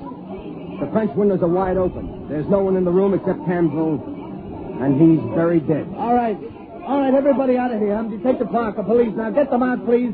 Everybody out. Come on, you stick around, Petey. Out. That's right, out. Nice, huh? Yeah, real nice. Whoever pulled it, beat it through those French windows. But the gun's here. You pick it up with the pencils with the trigger guard. Like so. Hey, Pete. Hey, take a look. That barrel, look at the scratches. Fresh ones. Yeah. Hey, it looks like there was a silencer on that barrel, Louis, not too long ago. But, see, we heard the shots. Yeah. Any ideas? Not a one, you? Not on the silencer bit. But I got a lot of ideas on friend murderer. Really? You saw who came in here last? Well, yeah. Yeah, your client, that's so. The clown guy, mask and all, but the only clown at the party. Now, look, Louis, don't let's jump to conclusions. Conclusions? Pete, this conclusion don't have to be jumped at. This comes up, it hits you on the jaw like a hook from Marciano. Let's have a look at the late Mr. Tanville. Now, ain't on him, Pete. Motive for murder? An opal ring worth maybe $250,000. Missing.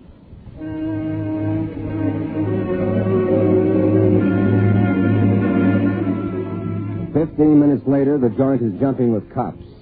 The search of the ground turns up a clown's costume. And an idea starts to percolate in your mind. So you do a little searching, too. You pick up an item which might be of unusual interest, and you safely deposit it in your car. No guest is permitted to leave until he or she is thoroughly searched by an expert. And that turns up nothing, no opal ring. But the search of the guest does develop one item of importance. One guest is missing. Your client, Mr. George Reiner. Driving down the car, there's Patricia home, there's Parker, and there's you. Mr. George Reiner. Well, I'm saving him for me. No use sending anyone else. If he's skipped, he's skipped. If he's at his apartment, then he's for me, personally. But why, Lieutenant? How? I won't go into the why, but here's the how. He bumps Tanville, cops that opal ring, goes through those French doors, gets rid of the clown costume, and blows. Period. I sent that gun downtown one in advance. I'm curious about the check on that thing. Which means that after we drop Miss home, we stop first at headquarters, Yeah, huh? sure. Mm-hmm. Then we call on Mr. Reiner. Very good. Very satisfactory. What are you so happy about? Just a minute. What are you reaching in the glove compartment for? This. Glass? Well, what's Handle it gingerly, Lieutenant. You're going to do a fingerprint check on it. Now, one set figures to be mine. I'm very curious about the other set. Where did you get that glass? Stole it, a memento from Tambell's party. Hey, Louis, will you have that fingerprint check done for me? Sure, Petey. You insist?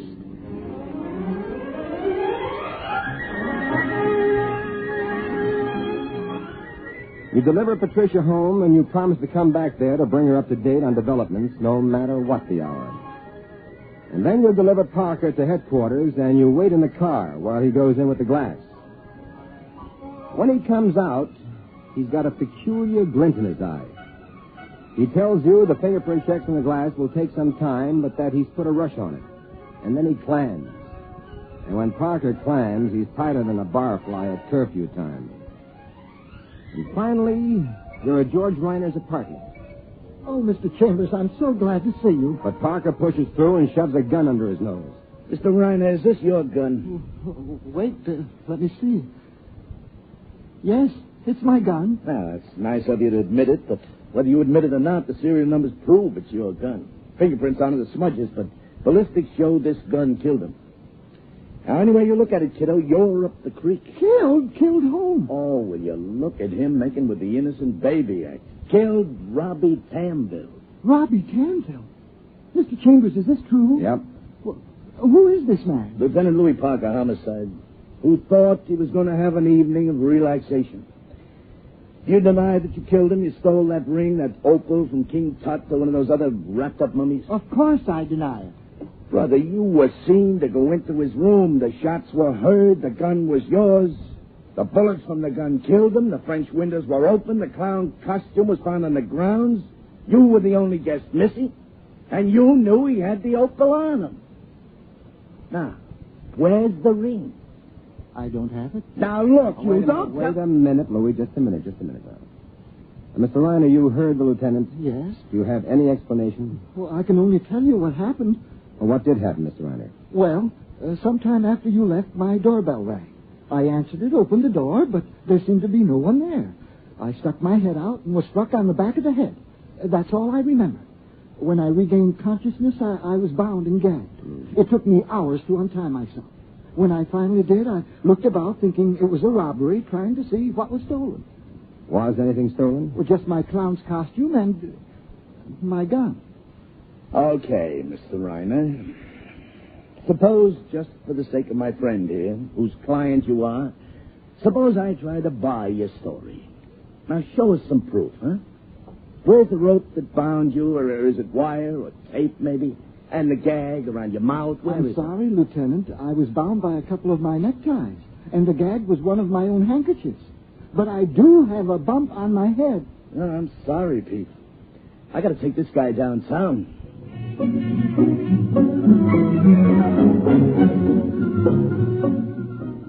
You tell Parker where he can reach you, and then off they go to headquarters. And off you go to Patricia Holmes' apartment. Dr. Holmes is comfortable in satin lounging pajamas, and no doctor ever looked better in lounging pajamas. You bring her up to date on your facts, and then she takes you about, showing you her equipment. The fluoroscopes, the x-ray machines. And then you're settling down in a comfortable divan with a good doctor for some conversation about doctoring. When...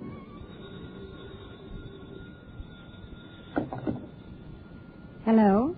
Is Peter Chambers there? Just a minute. For you, Peter. Oh, thanks. Hello? Here's the dope on that glass deal of yours. All right, Louis. One set of prints. Yours. The others belong to a guy, Bill Sokolsky. What about him? Well, he's a Russian emigre. He used to work in a circus. Gate ground, glass, nails, tacks, one of those guys. He did a bid about 8 years ago for assault, then disappeared. Hey. Now, look, Pete, what's your interest in the guy, and who is he? Look, Louis, pick up our Persian prince and bring him down here to Patricia Holmes' place and do it fast. Persian prince? William Zucco. You know what you're doing, Pete? Absolutely, and please, Louis, fast, huh?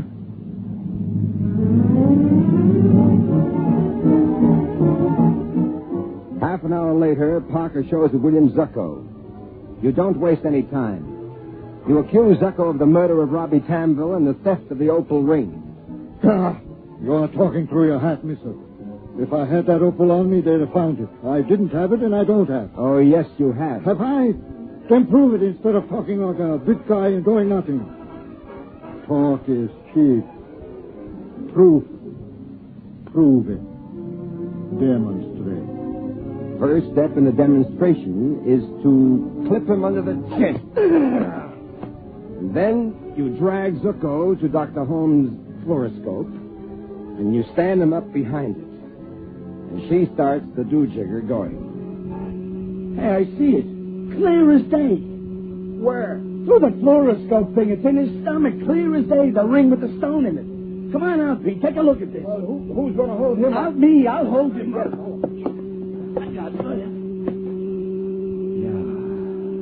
Sure enough, there it is. William Zucco, born Bill Zukalski, who can swallow nails and tacks and glass. Oh, what a hideaway, eh, Louis? Yeah. How can you frisk a guy when he's got the loot in his stomach?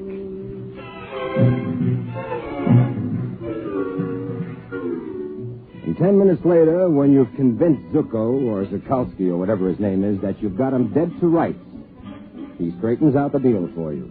Okay, so you knock out George Reiner and you clip his clown costume and his gun. Huh? Yes, and I bring the stuff up to Danville's and hide it in an upstairs room. And then when you're drinking with us, the butler calls you. Oh, it's a good thing I dropped your glass, because I wiped it clean with a handkerchief, which, after I handed it to you, left only my prints on it and yours. Inside, I killed him. I used a silencer on Ryder's gun. 1 bullet. Then I came out, went upstairs, put the clown costume over mine, went back into Danville's room, supposedly as Reiner, took the silencer off and put 3 more bullets into him. Then I ran out the French doors, threw the silencer into that brook nearby, but left the clown costume on the grounds. Making sure to leave Reiner's gun in the room. Then I came back, and once more I was one of the guests, the Persian prince. The way it looked, Reiner killed him, dropped off his costume, and ran away.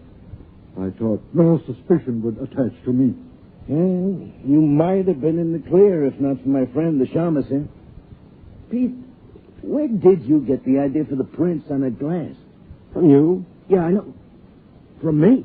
Well, you're the guy that told me that aside from us and Campbell himself, only 2 people knew about that opal being on him. Reiner and Zucco. Yeah. Now, Reiner retained me and paid me a fee to act as a bodyguard when he would buy it. If he's planning robbery and murder, well, would a reasonable man do that? No, he wouldn't.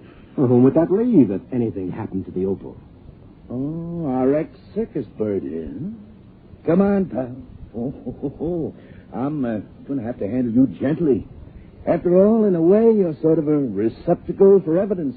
And like that, you're pretty valuable.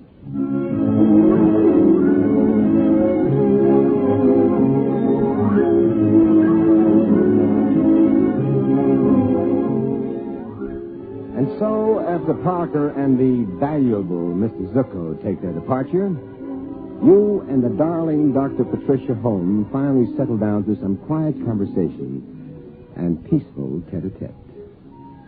Oh, you Peter Chambers, you. Oh, Doctor.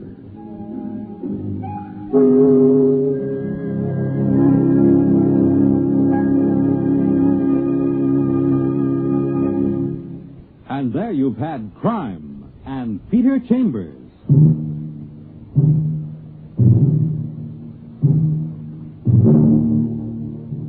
Dane Clark was starred as Peter Chambers. Crime and Peter Chambers, transcribed, was created and written by Henry King. Others in the cast were Bill Zuckert, heard as Lieutenant Parker, Joe Boland as Reiner, and Nancy Wilder as Patricia. It was directed by Fred Way. This is Fred Collins inviting you to tune in next week, same time, same station, for Dane Clark in Crime and Peter Chambers.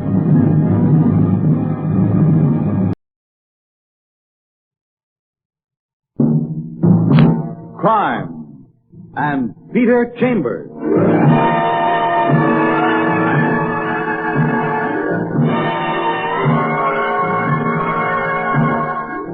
Created by Henry Kane, transcribed and starring Dane Clark. Private investigator, duly licensed and duly sworn, Peter Chambers.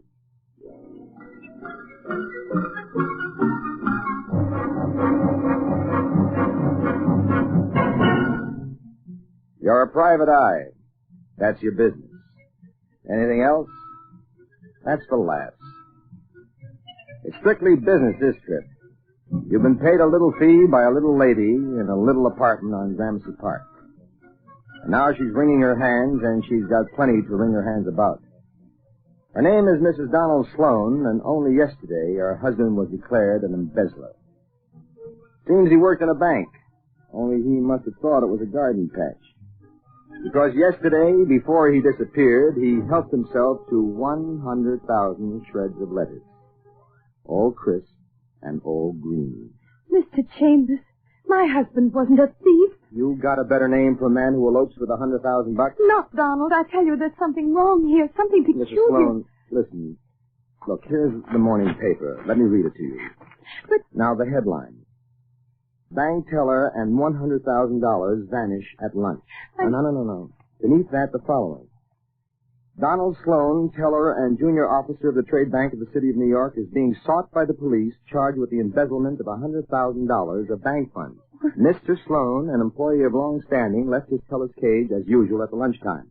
When he failed to return, a hasty check by Charles Jenkins, manager of the bank, revealed that Sloane's cash was $100,000 short.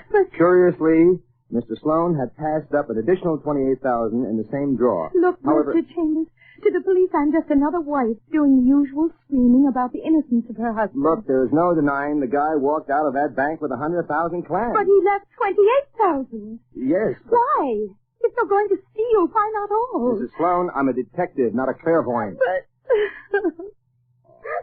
Okay. Just what do you want me to do for you? Look, Mr. Chambers, I'm not trying to whistle my way past a graveyard. I have no illusions about my husband. But I know for certain the man was not a thief. Wait a minute. Illusions? How did you and your husband get along? Not too well of late. Well, how so, and since when? Since about 2 months ago. A lady? You might call her that. What's her name? I don't know. I tried to ignore it, but last week we quarreled, my husband and I, and he asked that we separate. I heard him on the phone several times talking to a Frankie. Oh, Frankie could be a man. No, he has no man friend by the name of Frank. Do you think there's any connection between the request for a separation and the embezzlement? No, because I don't think he was involved in the embezzlement. Here we go again. All right, then, Mrs. Sloane. Your husband worked at the 34th Street branch, didn't he? Yes. Fine. I'll touch with you as soon as anything develops. One other thing. Do you have a picture of your husband? Yes, I do. Oh, it's an excellent photo. I'll get it for you.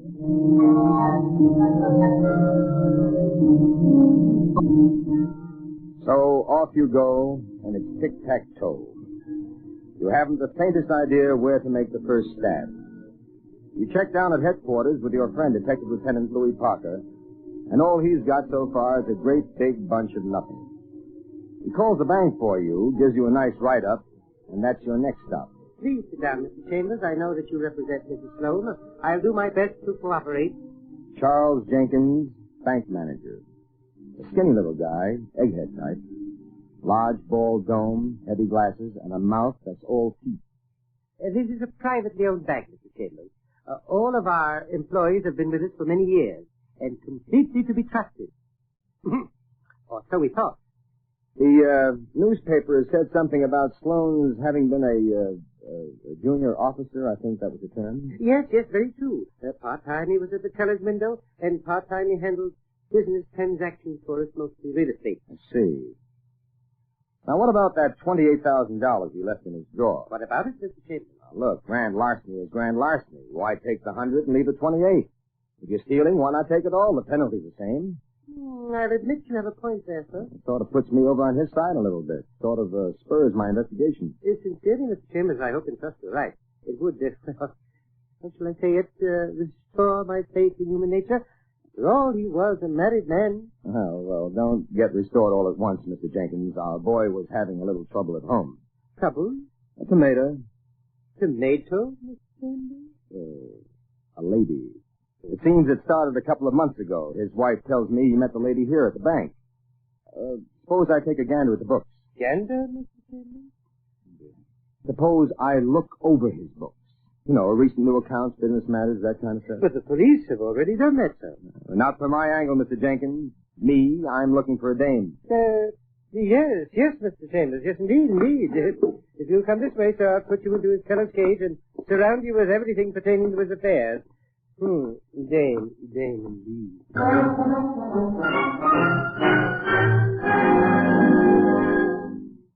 You spend a couple of hours bent over books like a bank examiner. You go over the whole works, and you come up with one lousy little item that you jot down on a sheet of paper.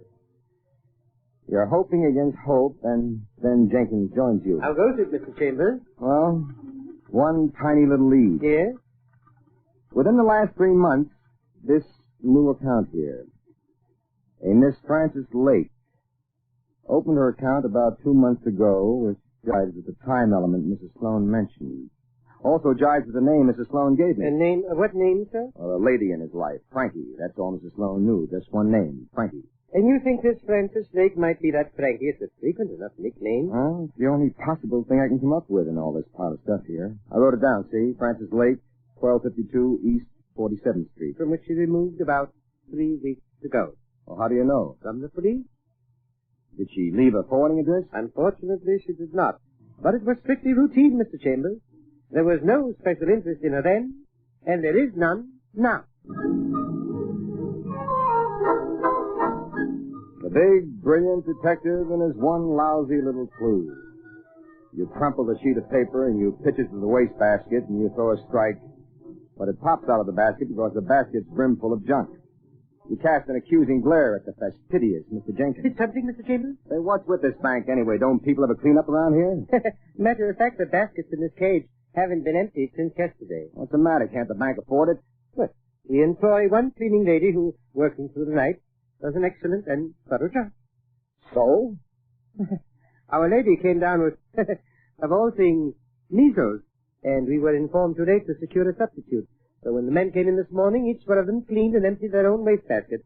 Since Mr. Sloane's cage was unoccupied today, his baskets are still full. Did you tell this to the police? Police? That our charwoman came down with the measles? Well, don't be ridiculous, Mr. Chambers. Ridiculous, huh? These wastebaskets are still full of Sloane's stuff, yesterday's stuff, before he walked out for that famous lunch hour. You make a dive for those trash baskets like there's gold in them hills of refuse. And gold there is. Because you come up with a sheet off a desk pad diary, yesterday's date, and on it is written, Frankie, 1215, Real Estate, Stanley Building. What is it, Mr. Chambers? What is it? Your faith in human nature. Well, what are you talking about? It still holds good, Mr. Jenkins. Donald Sloane is not an embezzler. Here, read this. Huh? Frankie, 1215, Real Estate, Stanley Building? 12:15, lunchtime yesterday. This guy was no embezzler, Mr. Jenkins.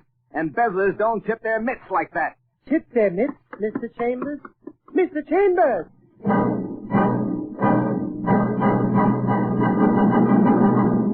You're off and running. Destination Stanley Building.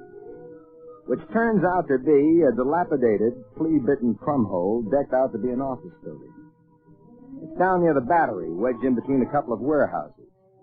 There are a few like it in every town, fitted out for fly-by-night operators. It's 4 stories high. And a peek at the billboard downstairs informs you that F. Lake Real Estate is on the 2nd floor, room 201. There is no elevator, so you creak up the wooden steps, but when you face up to the solid oak of 201, it's locked, and nobody answers your knock. Downstairs, you flash your credentials at a seedy-looking janitor, give off with some important detective routine palaver, but a $20 bill is the final convincer. He gives you a key, tells you to say you stole it in case of emergency, and back you go to 201. You turn the key in the lock. And you open the door. Come in, Buster, and close the door behind you. You don't close the door just because he told you to. His order carried additional authority in the form of a chunky revolver held in a pudgy fist. The guy seated behind the desk is fatter than a bookmaker's bankroll.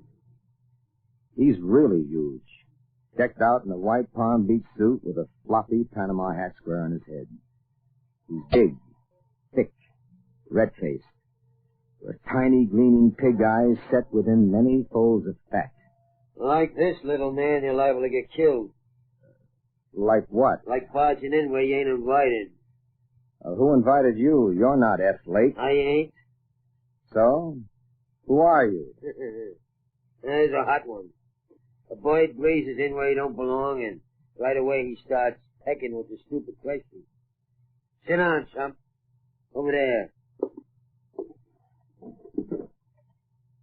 Okay. I'm sitting. And I'm standing up. Oh, you're a large one.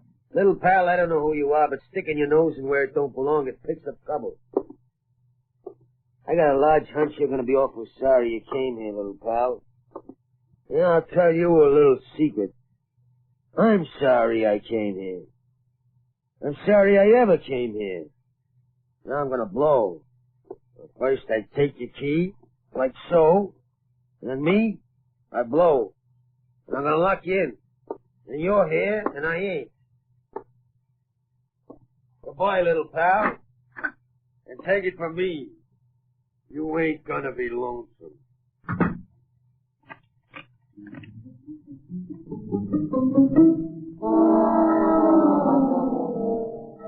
For a few seconds, you sit there like you're rooted to the chair. Who wouldn't? Then you bounce up and start moving. Then behind the desk, you find him. Donald Sloane sprawled on the floor, dead. A knife stuck in his back. You reach for the phone, but the phone's as dead as Donald. So you're back to being a detective. You frisk the dead Donald, and you come up with the usual items. But you're working at your trade, and some of the usual items are unusual. For instance, he's a smoker, cigarettes in his pocket, and 7 packs of matches. But 4 of them bear the same ad. Cafe Prince. Cafe Prince. You check it in the phone book, and it's down on Sullivan Street. The next problem is getting out of there. The door's too tough. But it develops that your fat friend isn't too bright. The windows are sealed, but glass is breakable, and there's a fire escape right handy. So you're moving again. This is for your gun, and then it's the Cafe Prince. The sign on the door says closed, moving out. But when you try the door, it's open. What's on your mind, Bob?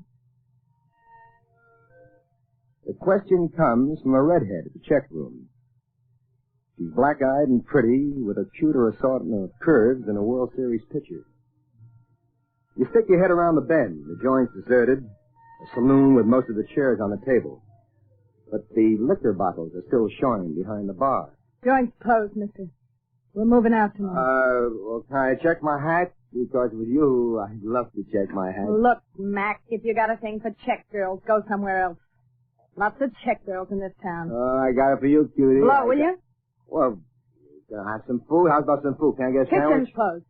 Oh, I saw the bar is still open. That's all I want, honey. I need a drink, that's all. Oh, arguing with a rum pot adds up to a rumpus, and a rumpus we don't need around here. Oh, come on, honey. I need a drink. I need a bath. Okay. Go on in. Have your drink. Have 2 drinks. Tell the bartender the check girl said you could have them for free. And then get out of here. You understand?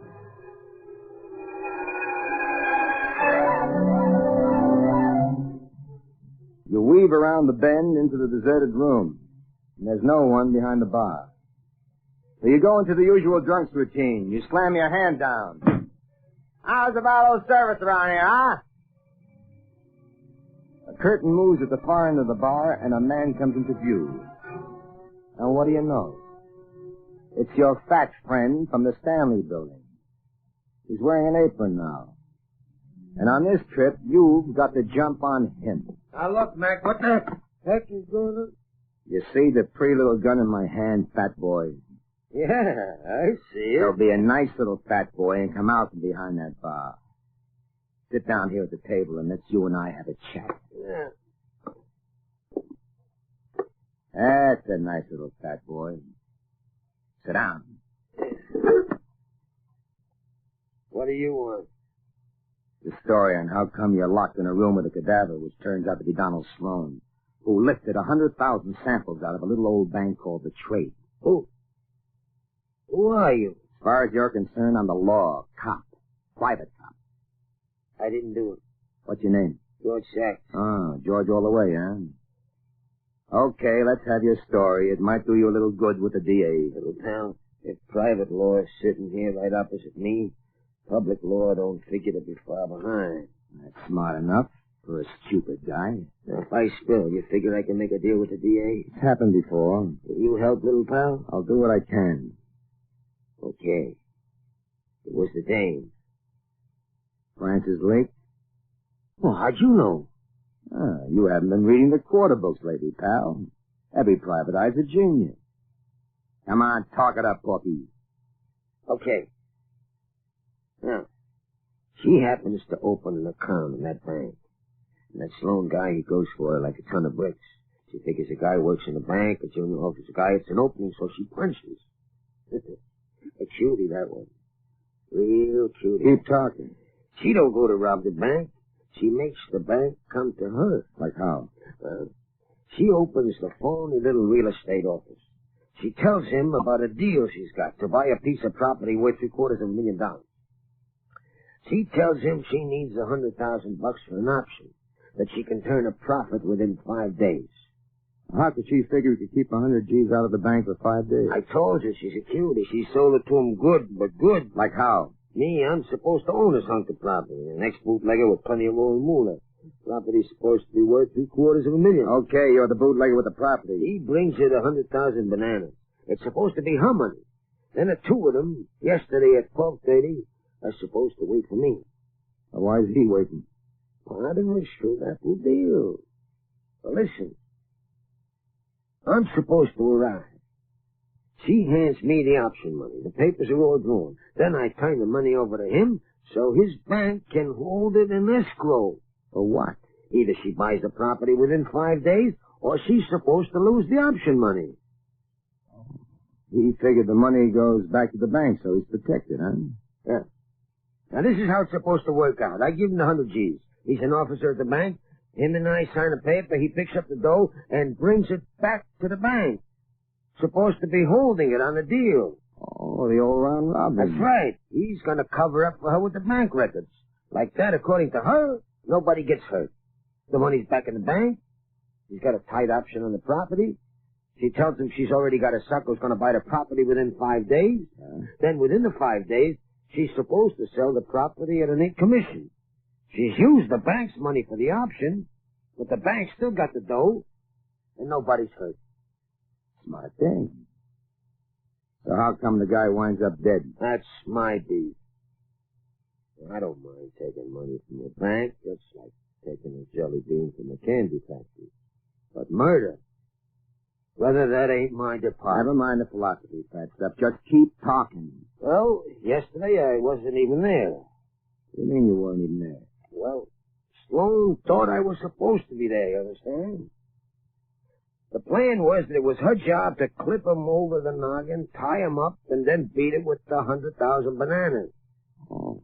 Instead, she sticks the 7 to him. Why? So he can't ever put the finger on her. Now, I don't know nothing about that. I was here today. I read it in the papers how he disappears, and I ask her. And then she breaks it to me. That's why I was there when you barged in. Just what were you doing there? Figuring the angles, how to get the body out of there, maybe folding him in a trunk, something. Yeah, but you're the guy that don't want no truck with murder. It was done, wasn't it? I'd have wound up like him if I didn't listen to her. I'm talking now, ain't I? I've had it, little pal. A private eye in a deal like this. We can help a guy like me. You're about up to the jackpot question as to where the dough is when you feel the cold muzzle at the nape of your neck. You feel that gun at your neck, mister? I feel it. Okay, now give your Roscoe to fence. Okay. You've got it. Now, just before your brains get blown out, I bet you're dying to know where that dough is, huh? Diane is correct, milady.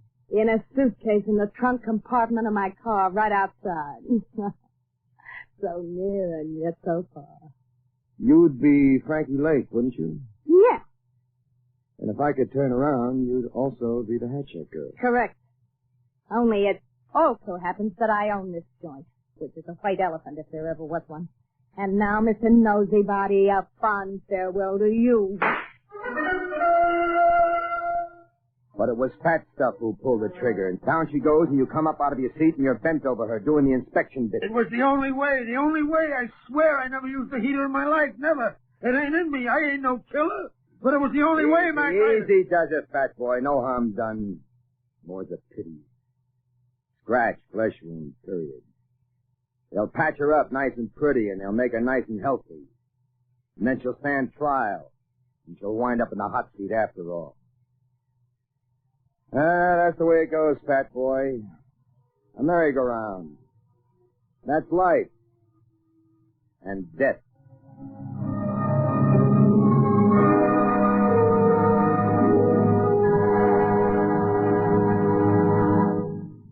And there you've had Crime and Peter Chambers.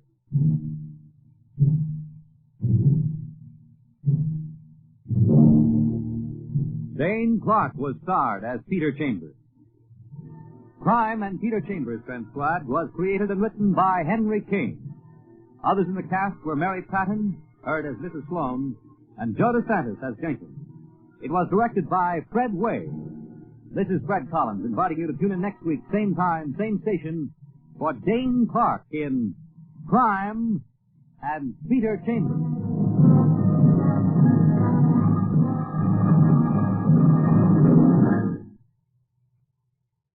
Some days are blue days. Some days are happy days. Some days are just ordinary days that you don't even notice go by. But here's a word about a day you can't miss. It's Tuesday. Any Tuesday on the NBC radio network this fall. We're calling it the biggest Tuesday night in radio. That's a big statement, but it's a big night. Listen, Lux Radio Theater moves to NBC in the fall, and you'll hear it every Tuesday. Yes, Lux Radio Theater on NBC. Your favorite stars, your favorite stories on this station. Lux Radio Theater is enough to make any night a big radio night. But that's not all we mean, because your lineup also includes Dragnet, People Are Funny, Fibber McGee and Molly, and The Great Gildersleeve. You can see what we mean by the biggest Tuesday night in radio. But wait to tell you about it.